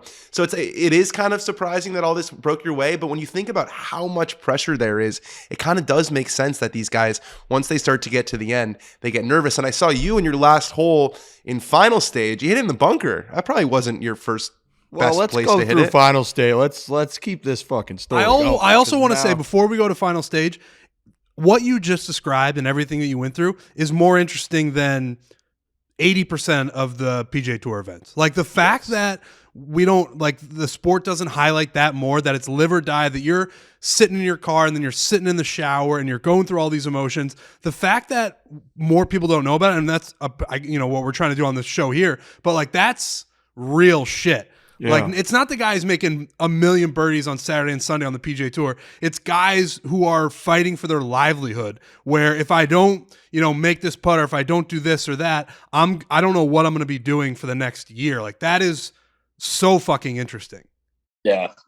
Thank you. I think they should highlight that too. I mean, I was telling Riggs the other day, I don't know why they don't have more cameras and stands around final stage and second stage. I mean, there was a lot of people out there watching, but for you guys to having to refresh and not know exactly what's going on, that's what you should do. Have cameras all the time. It was infuriating, and you're right. If you can convey to people, there's a learning curve, but if you could convey to the general sports public of like, this is what it is, That is a billion times more interesting than 9 out of 10 tournaments on the PGA Tour, because you get somebody literally playing golf for their livelihood who's really good, who a difference, like those couple guys coming back a few strokes in California, like might lead directly to you being on the PGA Tour in a year and a half. And if they don't come back, that might lead to you slinging insurance out of the Scottsdale quarter. Like that's literally the difference.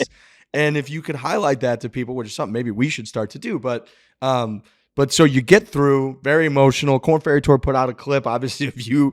I can't imagine what that roller coaster of an hour must have been like, but you did a phenomenal job of describing it. Now you're through, you're in, you got final stage, which was 2 or 3 weeks away. You keep kind of marching along. To what you talked about with me, like, at this point, you're playing the best golf you've ever played, right? Yeah, I'm playing very solid. Yeah, for sure. And so going into final stage, what's that preparation like? It's not easy, which I talked about on the show before you came on, of like you hitting me up trying to get out to practice places because you don't even have privileges to practicing privileges at places. Are you trying to like maintain? Are you trying to grind through something new? Or are you just working with your coach to make sure nothing's changing in the next couple of weeks? What's the process like of gearing up for, you've made it through the first 2 stages, which are the 2 biggest, successes that you can have. And now you have to make it through the next tournament. It's like you're playing the Masters every week. Now the next tournament is like the biggest tournament of your life. Yeah. Well, every tournament, the next tournament is the biggest tournament of your life, no matter what it is. Crazy. But to more extent, obviously, with the final stage. But like I told you, I went and played in Sedona. I had to stay sharp. I had, like you said before, I had nowhere to play or practice, and overseed was going on. So it's not exactly the greatest way to prepare for final stage. So I went up to Sedona and played in the Asher Tour event. And it used to be called the Golden State Tour, and this was kind of their major. So Sedona Open, went in and tried to just stay sharp, and actually came out with the W. I won in a 4-hole playoff. So obviously the game was feeling good. And then I just tried to take it easy. Like you said, I was just texting back and forth with my coach, just trying to keep things sharp. Obviously not changing anything. I'm playing great golf, going through the same routine, working with the same drills, and just trying to stay patient and hydrated, because it's a very long week in Savannah coming up. So, all right. So now you're clearly laser focused. You got a game plan. You get down to Savannah. You've never been to Savannah before, right? Never been to Savannah. How is Savannah? Savannah's on my list. It's like Savannah's one of those, cool. Yeah, Savannah's off the beaten path sort of towns I would love to visit. I stayed in Savannah I went to Congaree last year and stayed in Savannah because it's an hour away. It's really cool old southern town. Definitely worth a visit.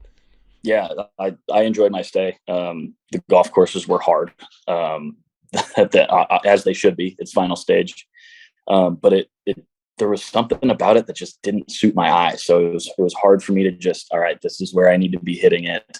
The lines off the tees were just a little too funky. I just couldn't see them all correctly. So, and it was not really a bomber's golf course. And as rigs know, I like to hit driver a lot.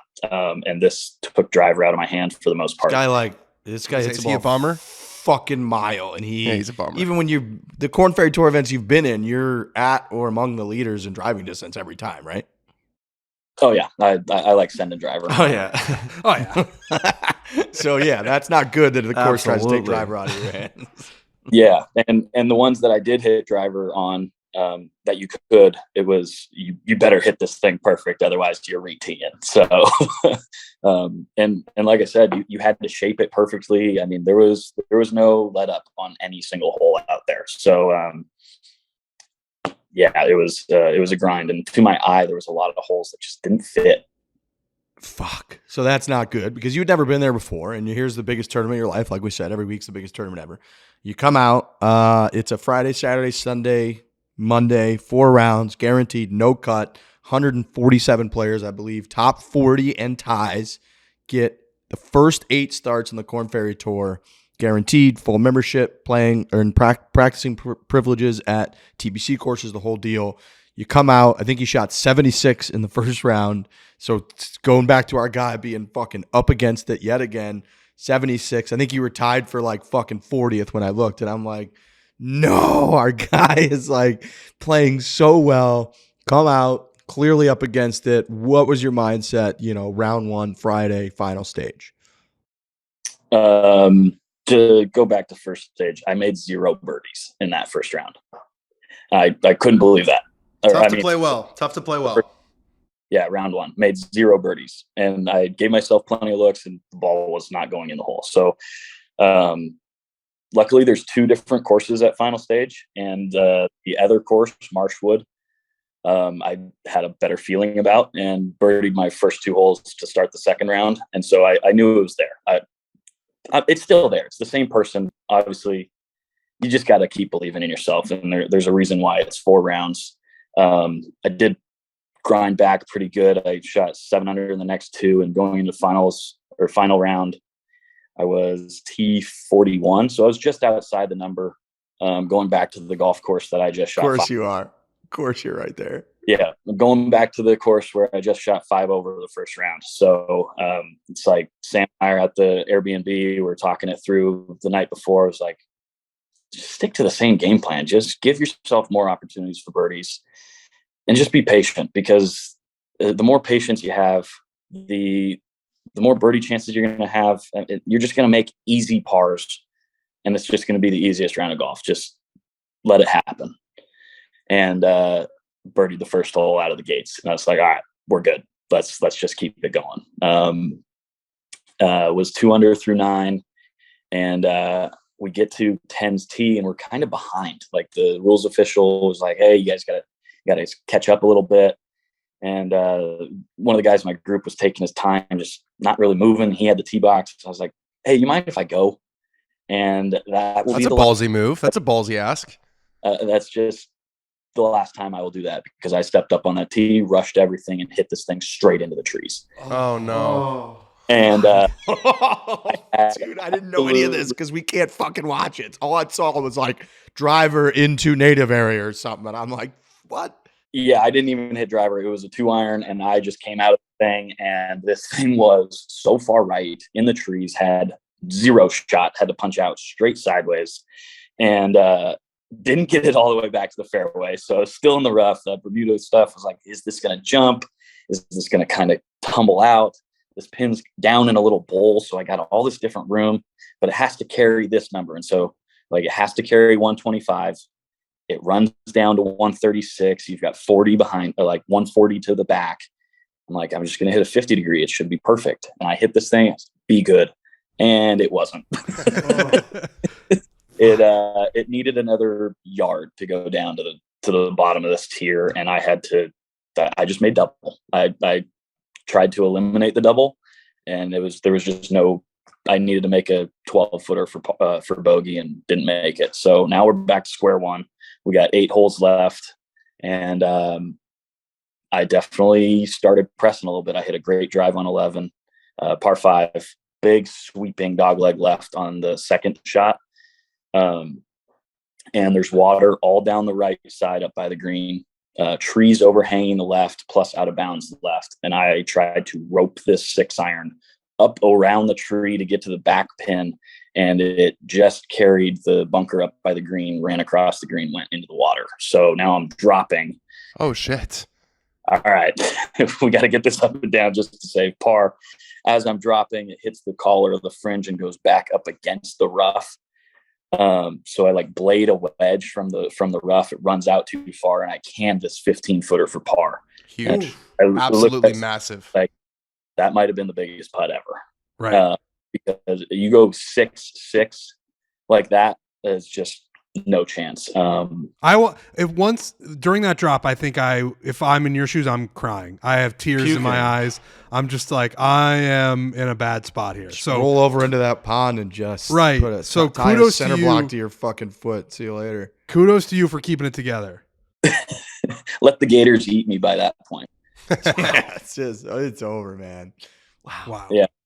So after that, I don't think I missed a shot. I think I hit every single green other than 18. I put myself in great spots for birdies. And I was just trying to be patient. And obviously we get to, I want to say 13, I hit one in there close, made birdie. Then 16's a par 5 straight into the wind, hit driver 4-iron to this very tough little collection area, very tightly mown, all Bermuda. And it's when it gets up over this crest, it goes straight downhill to this front pin. And I was like, Sam, I think I need to putt this. So I putted it up the slope, and it's a pretty big like collection area. I wish I could pull up a picture of it or something, but this slope goes up. Stop and take a pic. You should have stopped and took a picture. Just made birdie selfie. This thing goes up, swings, goes up 3 feet, and then comes down and just crests the hill and goes down to like 1.5 feet. It might have been the best putt from the area that I could have hit. And yeah, golf shot. Golf shot. So now to zoom out, this gets you to 4 under. Gets me to 4. Looks like the line's going to be 3, maybe go to 4, and you know this in real time, I assume. So walking to 16's tee, there was a big scoreboard. So I was like, Sam, we need at least one more, if not 2. And when I made that 16, I was like, all right, let's just get one here on 17. Let's not lay off the gas. Let's stay patient, but hit this great shot in there. Had about 18 feet for birdie on the par 3. Just missed it. And then we go to 18, straight into the teeth of the wind, water all down the right.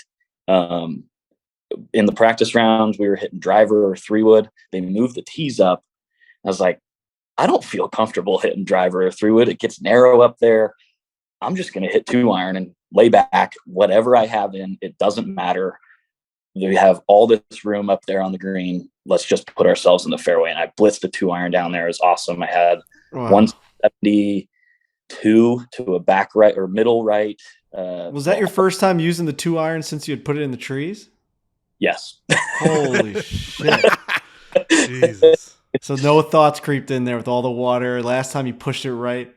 Now that you say that, that did not cross my mind at all. Wow. So, that's why he's playing and we're podcasting. Fuck, that's what we're thinking. Water, 2-iron, trees. Shit. Right. Dude, Frankie's got that. I'm hitting that 80 yards left. I'm thinking last time I used this, I was out of the tournament. You know what I mean? What the fuck am I doing here? Wow. I don't think I did hit that 2-iron until the 18th. But that being said, Riggs and I have played together. That thing's my baby. I have a shot that I need to hit. I'm gonna hit the 2-iron. So he's the reason I try to use a 2-iron. It's awesome. The thing is so sick. He hits it 2. What do you hit that thing if you're in a vacuum? How far does that thing go? It carries right around 260, and it can tumble out to. In Arizona, it can go pretty far. So you don't hit it low, or you do hit it low? I can, yeah. On that shot on 18, that thing was missiled. It was nice and low. I was trying to keep it underneath the wind. God, that's cool. Hit that tiger stinger. That's a guy who's in total control of his traj right there. Right. Yeah. Fuck. All right. So you're middle of fairway, 72nd hole, and do you know, like, I know they got leaderboards everywhere. What do you think you need? Are you trying not to think about that? I need a par to be safe. I need a par to be safe. Obviously not thinking about bogey, but if I do make a bogey, I don't think it's good enough. There's still a few groups behind. Anything can move that. I had to make a par to be safe. And this pin is also in a bowl. Lots of room around it, straight into the wind. 171, I think, was our number to the pin. And the par 3 right before was 187. Back right pin, and I smoked the 7-iron, was just below the pin about 15 feet, and I was like, there's to the back of the green is 187. This is a perfect 7-iron. We just hit this shot. But now that I'm thinking back on it, I was like, I didn't hit a cut on the last hole to get it all the way back there, but this one just looked like you needed to shape a little left to right, and I hit this thing what I thought was perfect. But Sam was like, it just got hit by the wind a little too much. It didn't cover that front number, which was 167. 166, and it just got demolished by the wind. But I definitely said be good off the face. You should have said be fucking good. That thing would have been. Yeah, that might have come out of my mouth. But it obviously wasn't.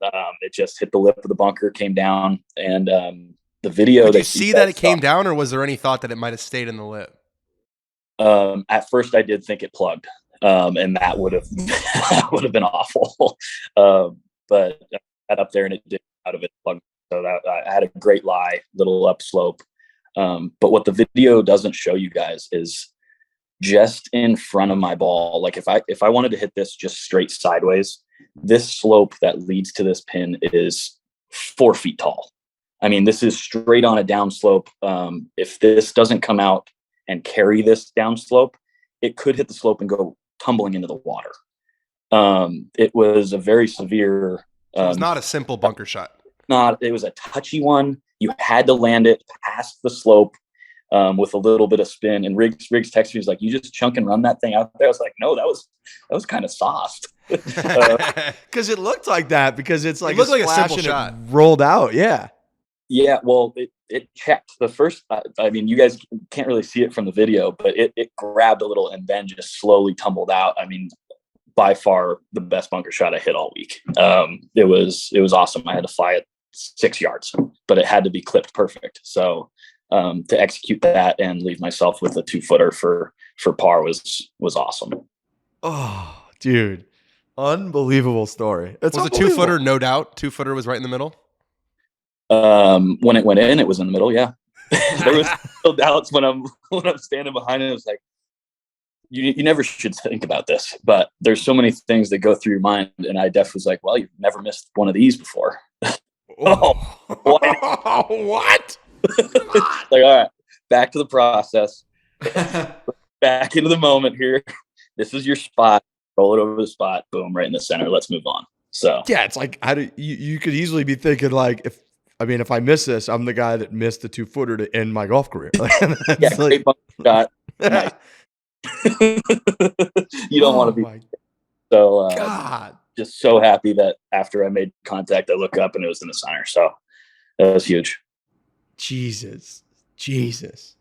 That's nuts, man. That's bad. That's as good of a story, I would say, that's been told on the podcast. Like, honestly, just the whole, it's so real. It's so tangibly like you have to be successful here or we don't even know what the next path is. No idea. Yeah, there isn't any idea. You finish outside that top 40, who knows if you're going to get a start. And traveling and doing all those Mondays, like I said, it's exhausting. You'll be playing great and you might not get into an event. You have to shoot so low and just be on the entire week to keep moving on. When you find yourself in these scenarios, what have you learned about yourself? Like, are you a nervous person? Have you found a way to calm yourself down? Or like, how are you mentally going through these things? There was a lot of learning processes. I've been pro since 2017 and, there's absolutely nerves, but learning how to deal with them and really the self-talk, myself is just like, has improved so much because, I used to get down on myself so quickly and it's like, why are you even doing this? And those kind of sayings, it's like, what are you doing? That's not going to better yourself. That's not going to put yourself in the right mindset to execute. But now it's like, I've gone through so much. It's like, you deserve to be here. Just do it. Like, you are good enough and you have proved that you are good enough. Just do it. Just let your play take over and go play golf the way you know how to do it.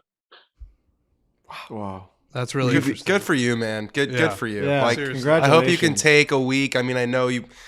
I don't know. I think the season doesn't start until like January or February or whatever it is. But I hope you take mid-January. I hope you take a week to just kind of sit on your couch and just enjoy your accomplishments, because I'm sure there have been really, really low spots where you're sitting We're going there. out today. And I'm well, that's what I meant. I just hope that you just take a moment to there it is. Yeah, the transfusions. Right. I hope you take a moment to just drink it in and Plenty of those enjoy what you did, because that's a hell of an accomplishment. Thank you.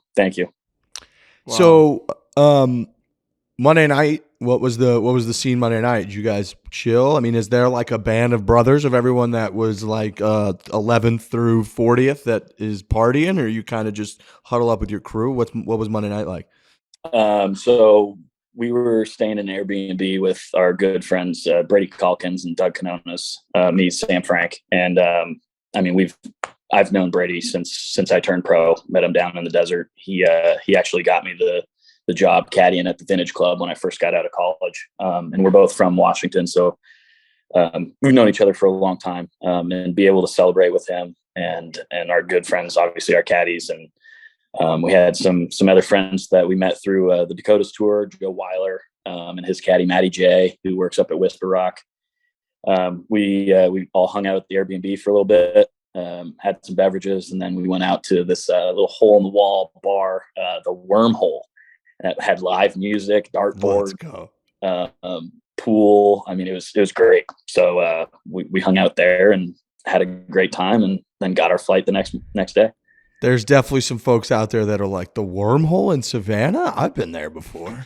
Yeah, great spot. Great spot, man. Unreal. So now planning for next year. I mean, you gotta like, who handles your? Do you just handle? You got to booking your own travel, figuring out. You're playing in all 8, so it's like you're just kind of mapping it out. Is that how this works? Yeah. I mean, I was looking at the schedule this morning. There's going to be some crazy travel days, but yeah, my momager, my mom is. Hey. So we'll talk this weekend and start going over some different contracts and different ways to go about all the travel, and I gotta make sure that I raise enough money that I can afford Sam on the road with me, and kind of go from there. I got to ask, a name like Alistair Docherty, like, are your parents Scottish? Do they love golf? I mean, that's Alistair's like a top 5 golf name. Docherty, by the way. Docherty. Okay. Yeah. The CH is kind of a CK. So yeah, my dad's side of the family is all from Scotland. And I was actually named after Alister McCoist, a very famous soccer player over in Scotland. Oh, so not Alister McKenzie. Not Alister McKenzie. Yep. Got it. Yeah, you get that a decent amount. I'm supposed to be a golfer, but I'm glad I am.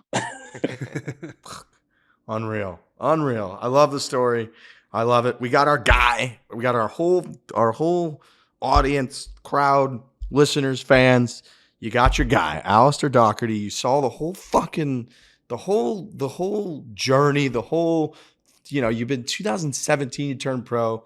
Now you got this chance. You got 8 events on the Korn Ferry Tour. It's fucking go time. It's like you said, every next tournament is just the biggest tournament of your life. Yeah. I mean, Eddie, can we just start tomorrow? You're one good tournament away from having a PGA Tour card. Yeah, that's the coolest thing. I mean, one shot, 1 week. One opportunity. Let's go do this. Seize everything you ever wanted. Jacked up. That'd be exciting, man. This is so cool. Holy shit, man. What a ride. All right, Alistair. What a ride.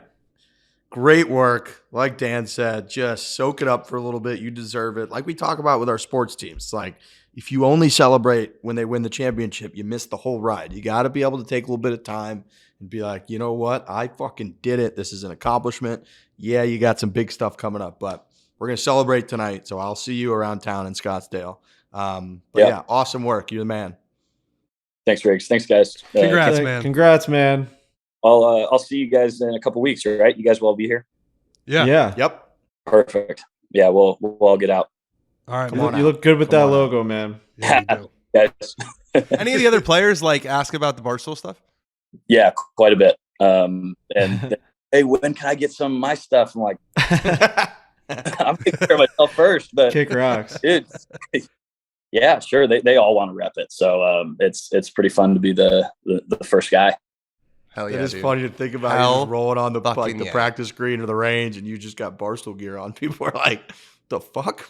Yeah, like for me, it's kind of normal because I joined you guys after. But for you guys who started this thing like 6 years ago, that's probably a really surreal thing. Yeah, it's cool.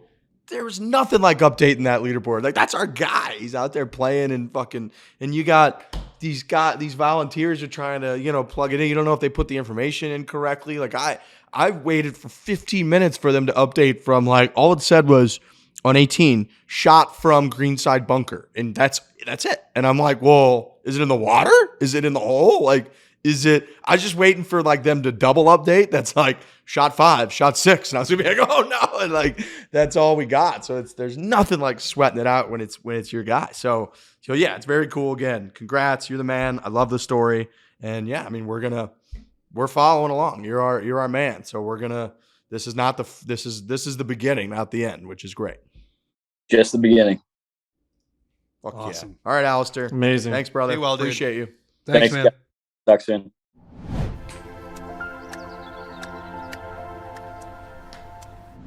Proper Wild, ladies and gentlemen, boys and girls, is a clean all-day energy shot designed to boost your energy, focus, and productivity without the jitters or crash, which is true. You don't want that, especially if you're trying to play golf. You're trying to get this energy. You got the jitters out there. I think that's going to have a negative effect, I would guess. We were drinking these when we shot Breaking 90. Yeah, we had these out on the golf course. It is a very, very tasty drink that, you don't feel that like heart racing, kind of like chemical flavoring type of drink that you do get from these energy shots. This one is super natural, tastes like it's just very, very like you're squeezing a fucking fruit right into a little shot glass. It's awesome. It's very good tasting. We had the mango, it was the peach mango. Yes. We had the peach mango flavor, and it was delicious. And we also were energized, and it helped us during Breaking 90. No spoilers, but it could have been the difference with what happened out there. No preservatives, no artificial sweeteners, no horrible chemicals, just a natural tasting energy shot with clean ingredients that work. These fellas, like they said, had them, enjoyed them during Breaking 90. It helped. No jitters. You get energy, you get focus, you get productivity. You got Proper Wild. Go to properwild.com/barstool to try Proper Wild at, get ready for this, 30% off. Whoa, that's a lot of percent. That's a lot. That's a high percent off. Are they sure they want to do that? Is that a good business model? Seems like maybe a misprint, so I would capitalize on it now if you can. If you're listening, go to properwild.com/barstool to try Proper Wild for 30% off.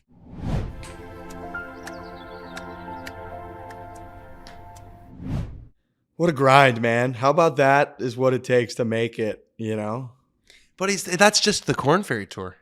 Right. That's right. so true. 8 starts on the Korn Ferry Tour. So what You know does what he I have mean? to do to get a PGA Tour card? What's the actual path? It changes next year. He's got to finish in the top 30. Just finish in the top 30. And how many players are on the Korn Ferry Tour? It's like kind of the same as the PGA Tour, like 150, 200. Wow. Okay. But then there's guys who graduate and play once and win, and but it's different. There's not, this year, the last like 5 years, there's been these Korn Ferry finals where there's like the lowest guys from the PGA Tour play the best guys, and there's more cards. There's none of that now because they're giving 10 PGA Tour cards to the European Tour guys, so it's changing. You just gotta finish in the top 30 of the season long race, and after 8 events, there's a reshuffle. So if he plays really well in those 8 events, he'll have full status. He'll be in everything the rest of the year. If he doesn't, it's an uphill battle yet again. Right. If he wins a Korn Ferry Tour event, what does that do? 90, unless he misses the cut in basically every other week, he's more than likely to get it. Boy, we're gonna have to fly to a tournament if he gets off to a good start. If he has a good smashed. If he gets a good Thursday, Friday, and he's in the lead, we have to go. Also, there's nobody at these things. We show up, we'll be able to carry his fucking clubs for me. This, it'd be great. The Korn Ferry Tour would love to have us there. I'm sure of that. Dude, I got that guy. I have a buddy that has been trying to get us to do this stuff for years. He has that company I was telling you guys about, that carry company where they all just invest in these stories. It's not just people, but it's basically you're investing in a stock, but they find these guys like Alister, and they all get together and they send out these stories, just like Alister just said. They don't know what they're going to do. They're sitting in the car and they send updates. They do little videos. They wanted to merge with us to do content around it. And I was always like, I don't know. It's fucking Q school. It's like, and I was like kind of blind to the idea that like, I kind of knew from how passionate they were about talking about it, saying like, you don't get, this is Netflix style like drama that's happening every week, every Monday. It's unbelievable. Like there's life and death on the golf course. We're having these arguments about LIV and PGA Tour, what actually matters, where these guys are getting paid millions of dollars and they don't even care. Bro, this guy legit thought he'd have to go fucking bag groceries like we just said an hour ago about if money makes you happy or whatever. This guy just needs to get in just to live.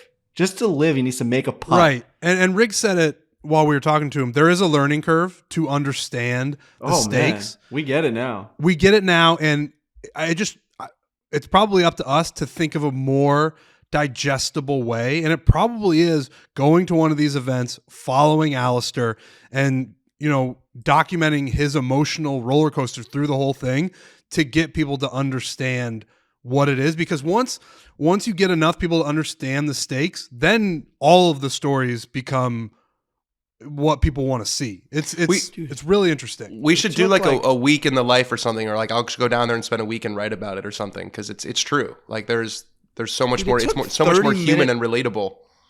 It took a 30-minute story from him for me to even get it. And I've been following this whole thing. Like when he got to the part where his ball went in the water and he's taking the drop and it goes up against the rough, I thought the tournament's over. And I know the conclusion. I was like, right.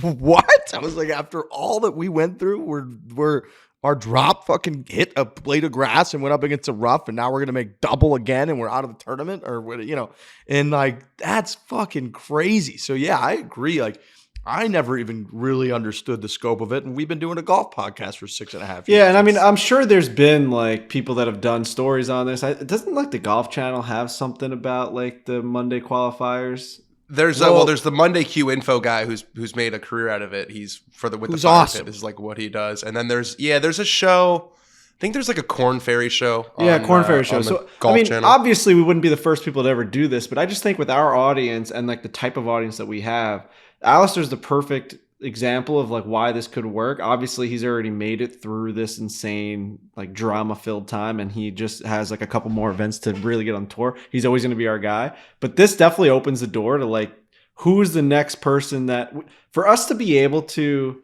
really show it. You have to learn the story before they even attempt it, because then you get attached to the person. Like, dude, we were in a group text talking about Alister, and everyone was like, holy shit, he just made a birdie. It's like if our entire fan base was worrying about that, you know what I mean? It's not like we missed the boat with him because he's about to have 8 tournaments. We're all going to go crazy with Korn Ferry Tour.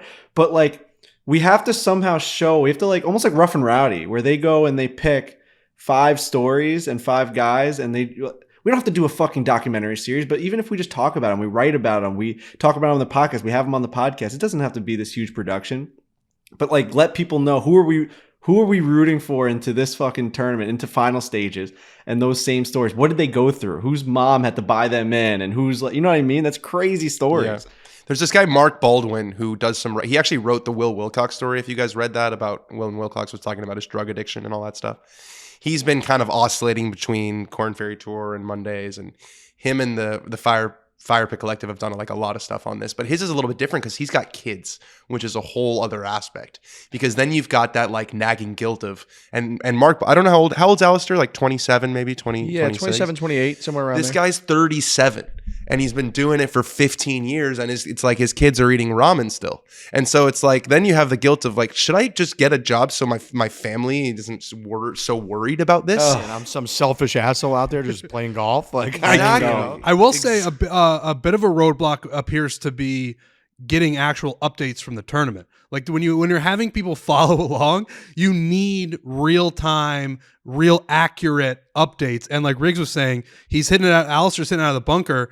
You know that he hit out of the bunker, but you don't know where the ball ended up. That's a problem. Danny, we didn't tell you what you were hired for, but this is your new job. You'll join the podcast. Tracking Korn Ferry. You're just gonna go to these events. You're just gonna fucking show us. You're gonna be an Alistair Docherty tracker on Twitter. Okay. We're gonna change your name to that, and everyone. Can I do Charlie Woods also? Yes, exactly. We need a tracker in our lives. Yeah, I mean, and like you said, Frankie, we get that we're not the first people that have ever been like, no, maybe we should cover these cool stories, but I think there is an enormous opportunity for us to present these in our way to our audience for the first We're time. assholes Like, if we've we never deny really it, done that it's like the drama just showed itself. He remembers every single shot he hit. Every single shot was the biggest shot he's ever hit in his entire life.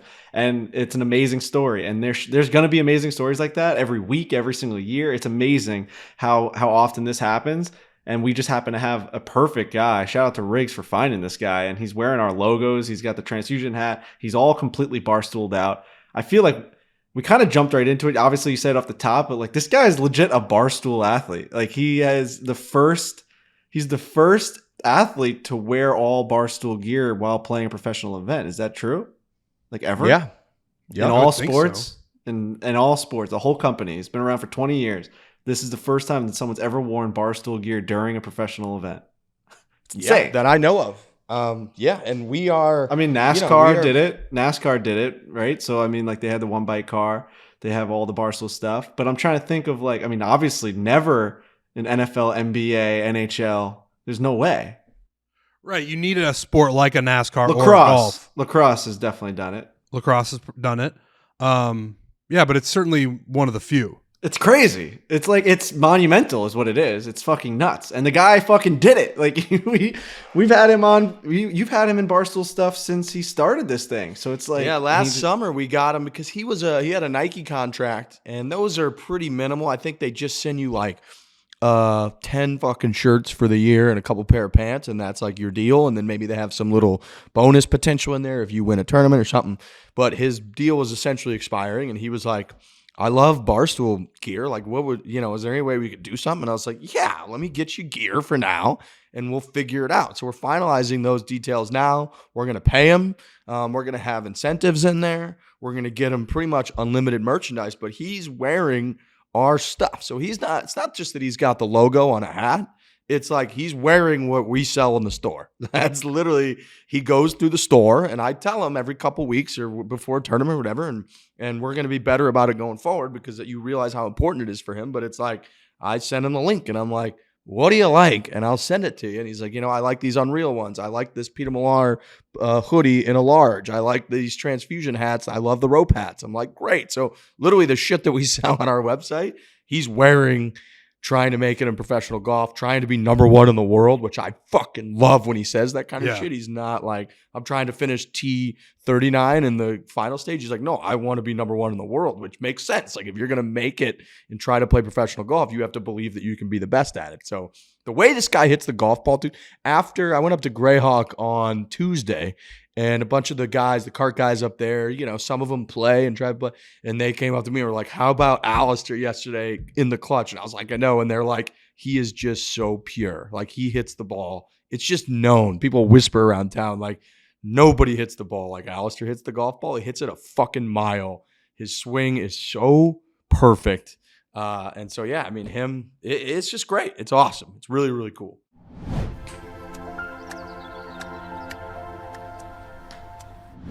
You have to live somewhere. That's a fact. You probably want to live in a home, even if maybe it's an apartment, a condo, whatever. It's better to own and be paying down the mortgage so that you gain full ownership of said property rather than to be renting and throwing away money, which we've all done for years, living in Boston, New York, Arizona, wherever. You want to own something and you need someone. If you're going to go own, you're going to go buy your home, your dream home, white picket fence, the whole deal, maybe put a little putting green in the backyard.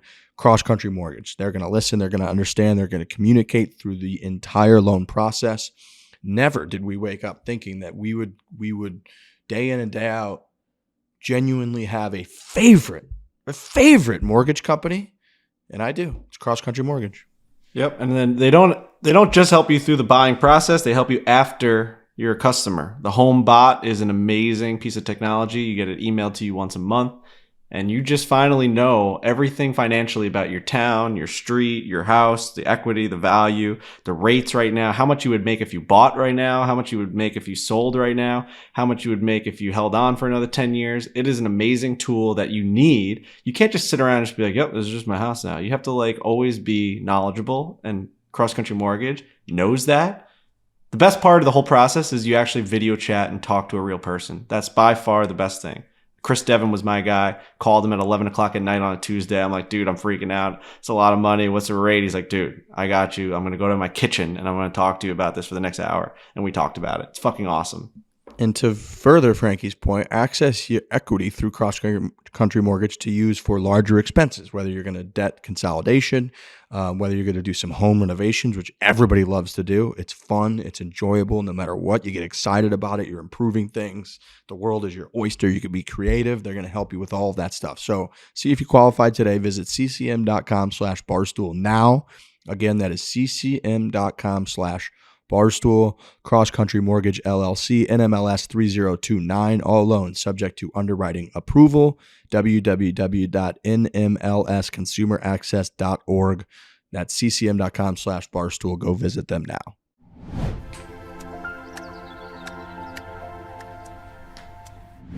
You know what else is fucking really, really cool? The New York Islanders absolutely it's- dismantled the New York 2 hours. fucking Rangers. I was actually thinking, but you can do it now because you clearly want to so badly. I was thinking at the end we all just sign off and Frankie just takes it for the last 25 minutes. The only reason why I'm bringing it up, Yeah, keep talking. the only reason why I'm bringing it up is because Joe LaCava just texted me saying, horrible loss for us last night. Horrible. And just the state of the New York Rangers right now. They made it to the Eastern Conference Finals last year. They lost to the Tampa Bay Lightning. Everything about this team was momentum, and they took the city back, and they're in Madison Square Garden, and it's the best fans. Hashtag no quit in NY.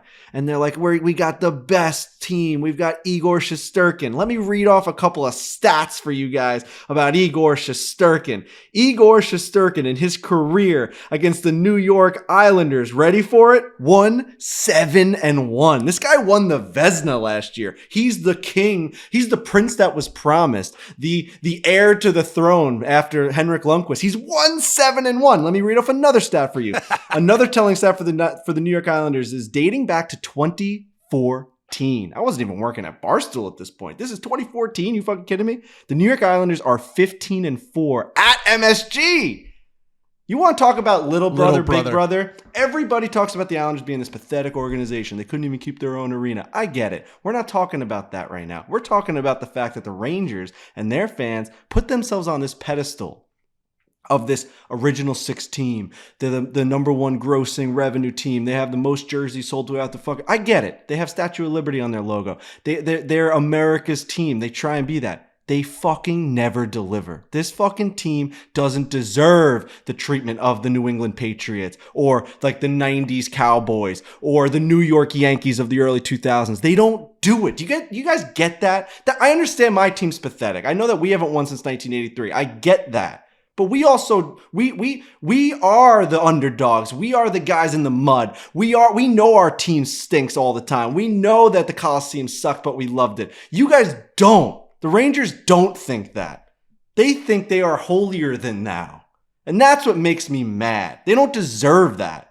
So I like to remind them on nights like last night and today when the Islanders come back from 3-1 in fucking MSG and we're scoring goals and Brock Nelson comes in and he scores a power play goal and tells the whole entire fucking arena to suck his cock. Come on.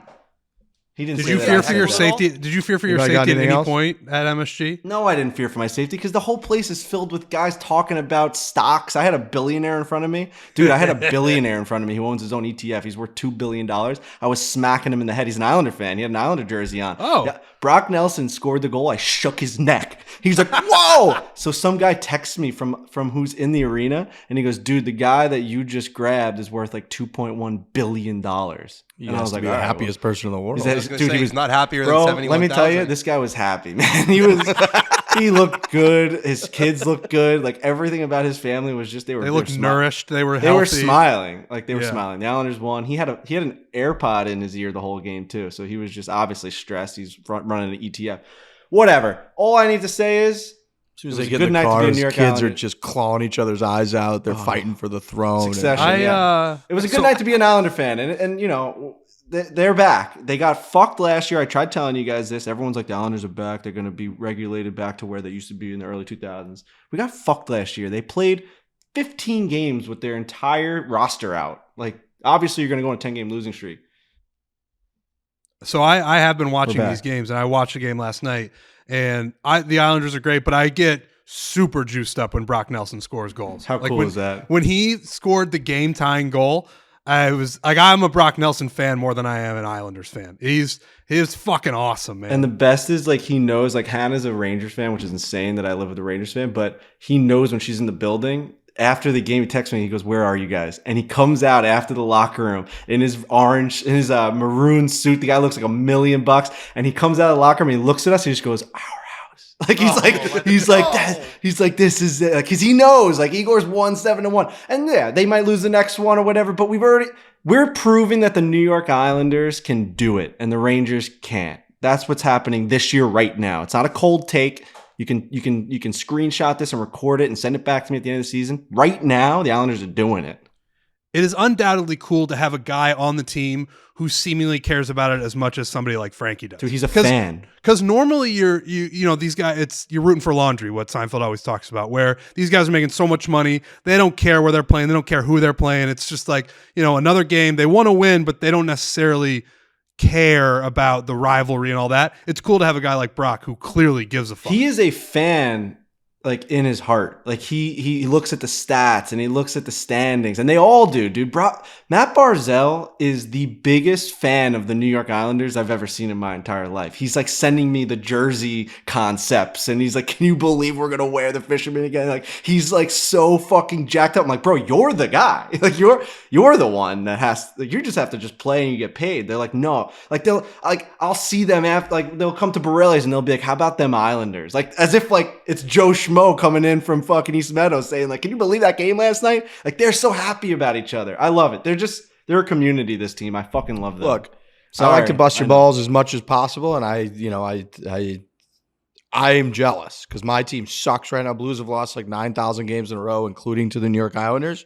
And at the beginning of a season, when you wait the entire offseason, and yeah, I shit on you last time for it, but when you wait the entire offseason, your team had a dog shit year last year. There's that doubt going in. You think, like, how do we go from conference champs potentially to all of a sudden, are we going to suck? And the fact that your team's fucking good and they're going to be good and you're there's nothing better. That's the whole point in rooting for a fucking team. So God, I get it. So good for you. Also, I'm more likely to be friendly now because I think we had such a good show with Alister that I texted Lurch. I said, I want Lurch on this show because, yeah, I think people like the Rangers and Islanders back and forth, but I really just wanted to fucking ground and pound that fucking piece of shit. I know you did. Because I love that. There's nothing better. I have that smirk on my face the whole show. He knows it's coming. He says he's on planes. He can't make the show. I wish that Great guy was response here so from him. Just yeah, the first group text response from Lurch in weeks, and he just goes, "I was on a flight with no Wi-Fi."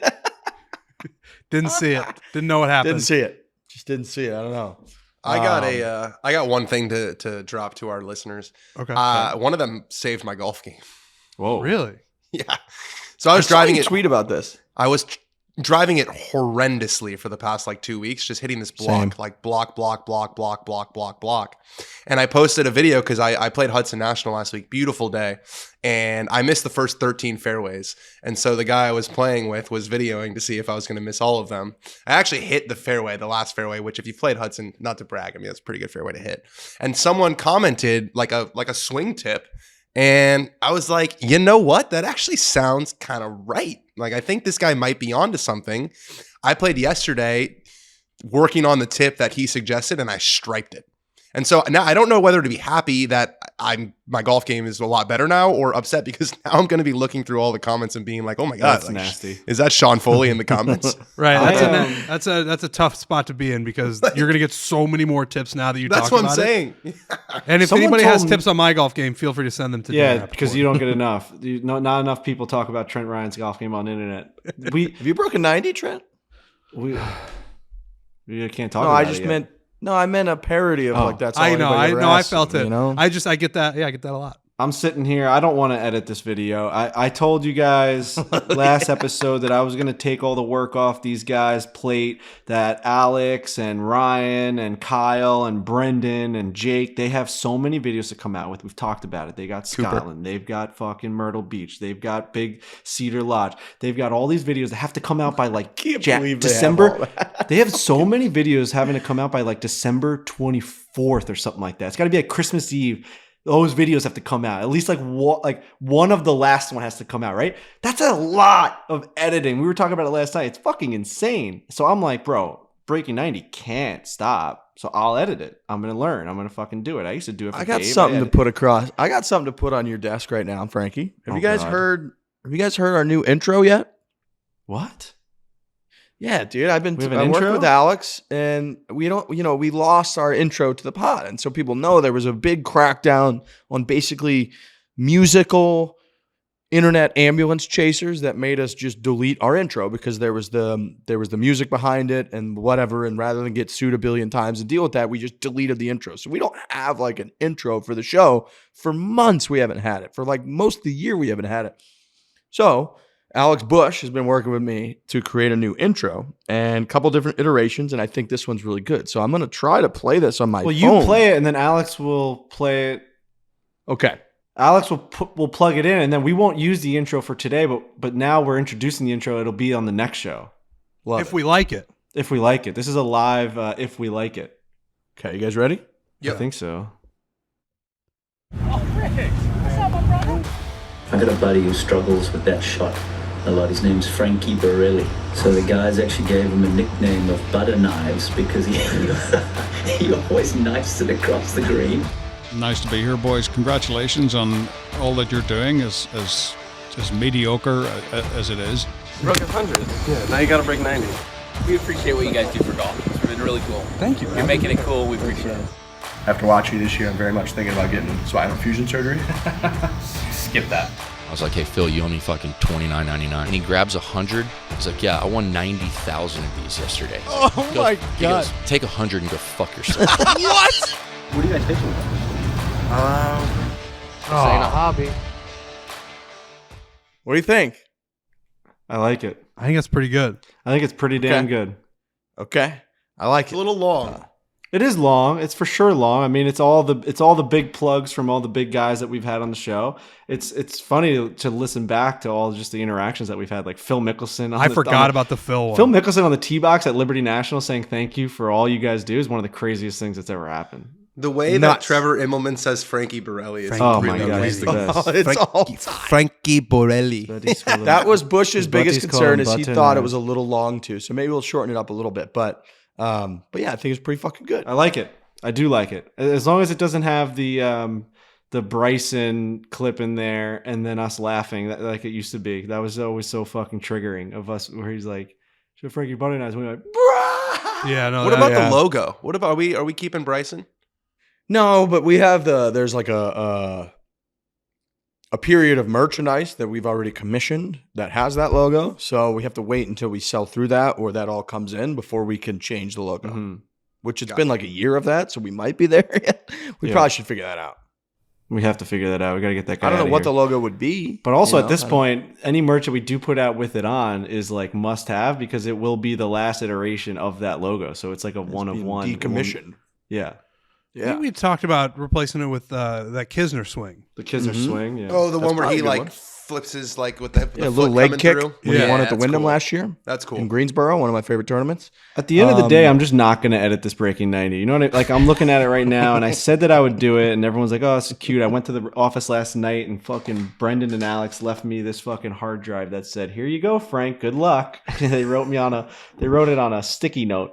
So, and I put in all the footage last night, and I'm looking at all these multicams, and I'm just like, you know what? I'm going to choose to just not do this, and I'm not going to put the video out. So yeah, that effort lasted like as long could as be- the British Prime Minister. You could be just keeping people out. from history, and you just don't care. I know. It's the reason You were why I'm so nervous enthusiastic about it last starting time. this is I got because this. I'm taking I know- over Breaking 90. Well, I just know how important of a video this is, and it has to be seen. And I can't get the confidence to know that I'm going to be the one that puts this video out into the world. You know what I mean? Like, it's such an important piece That's of... just Yes. that's I know exactly what you mean. Fancy way of saying you just don't want to do it. I'm going to do it. It's just I have to learn. I never really edit with multicam, so like that part's going to be a lot for Right. me. You usually, it was easy for you when Dave Portnoy was walking One out of camera, a I pizza threw place. it all in a timeline, and I'd cut the way he liked it. Fast cutting, throwing some music underneath when he would sing. I used to love that shit. Now it's like Bush cam, Jones cam, drone cam, GoPro cam, cam on the fucking superintendent. It's like, what the fuck? When did we turn into this? I was and I'm messing the one with that, Brandon. dude, every time we fucking do a new video, I'm like, Brendan, we need more cameras. We need more drones. And like, I don't even realize how many more boxes it turns on his fucking editing screen every time we add a new camera. It's insane. Imagine that there's 5 more during scrambles. Fuck Shut you, up. Alex. Shut the fuck up. Shut the Who gave fuck you the right to turn yourself off mute, you piece of shit? I did. Reminder, we have a running bit where we just get overly mean to Alex Bush. Your so don't Bulls feel are bad for mid him. as fuck. Yeah. Fuck Yeah, the I Bills. think that's my favorite bit for sure.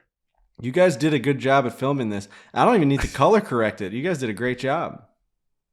Great job, Alex. All right, boys. This is never. What a show. Good show. That's What a good show. How often 2 do you hours guys and- cut, Alex? How often do you guys cut around when I look ridiculously fat in some of these tight hoodies? You guys leave that in? I try not to, but sometimes we have to. Fuck, man. You're looking more and more like JT. I'm getting texts from my friends who are like just starting to really familiarize. They're like, "Do you guys talk about how much this guy looks like Justin Thomas?" I'm like, "Yeah, we do actually." When we were at his house, I was staring at him a little bit, being like, "That guy kind of looks like," you know what I mean? Dude. I was like, And "That's his kinda-" house was scary. You I was like, guys "That guy." were the We were same both person. wearing a backwards hat and a hoodie, and we were just like, "Yeah, these are just 2 guys who look alike watching the Patriots playing pool." Like, you know what I mean? Like, same room, same fucking look. It was weird, very strange. We just look alike. All right, fellas. Great show. I got Congrats to Alister. We got things to do, so we'll be back next week per usual. Thank you to all of our sponsors: Chevy, Curve, Shopify, Truly, Proper Wild, and Ugly CrossCountry sweaters. Mortgage. Make sure you get your ugly sweaters. They are 20% so off. good. They're unbelievable. They are. I mean, honestly, ours are so good that I feel weird calling them ugly sweaters. I know I saw Brendan Jones put that on Instagram, being like, "This tiger swing progression with the Santa hat is such a good sweater that it's like it's a diss to call that an ugly sweater. It's just not Right. ugly. It's beautiful." Yeah, it's like, yeah, that's wrong. It's just a good not sweater. an ugly sweater. It's a great sweater. It's a Christmas sweater. Dude, you buy one of those Yeah. sweaters, you show up to your holiday party, every single one that we're offering is a conversation piece.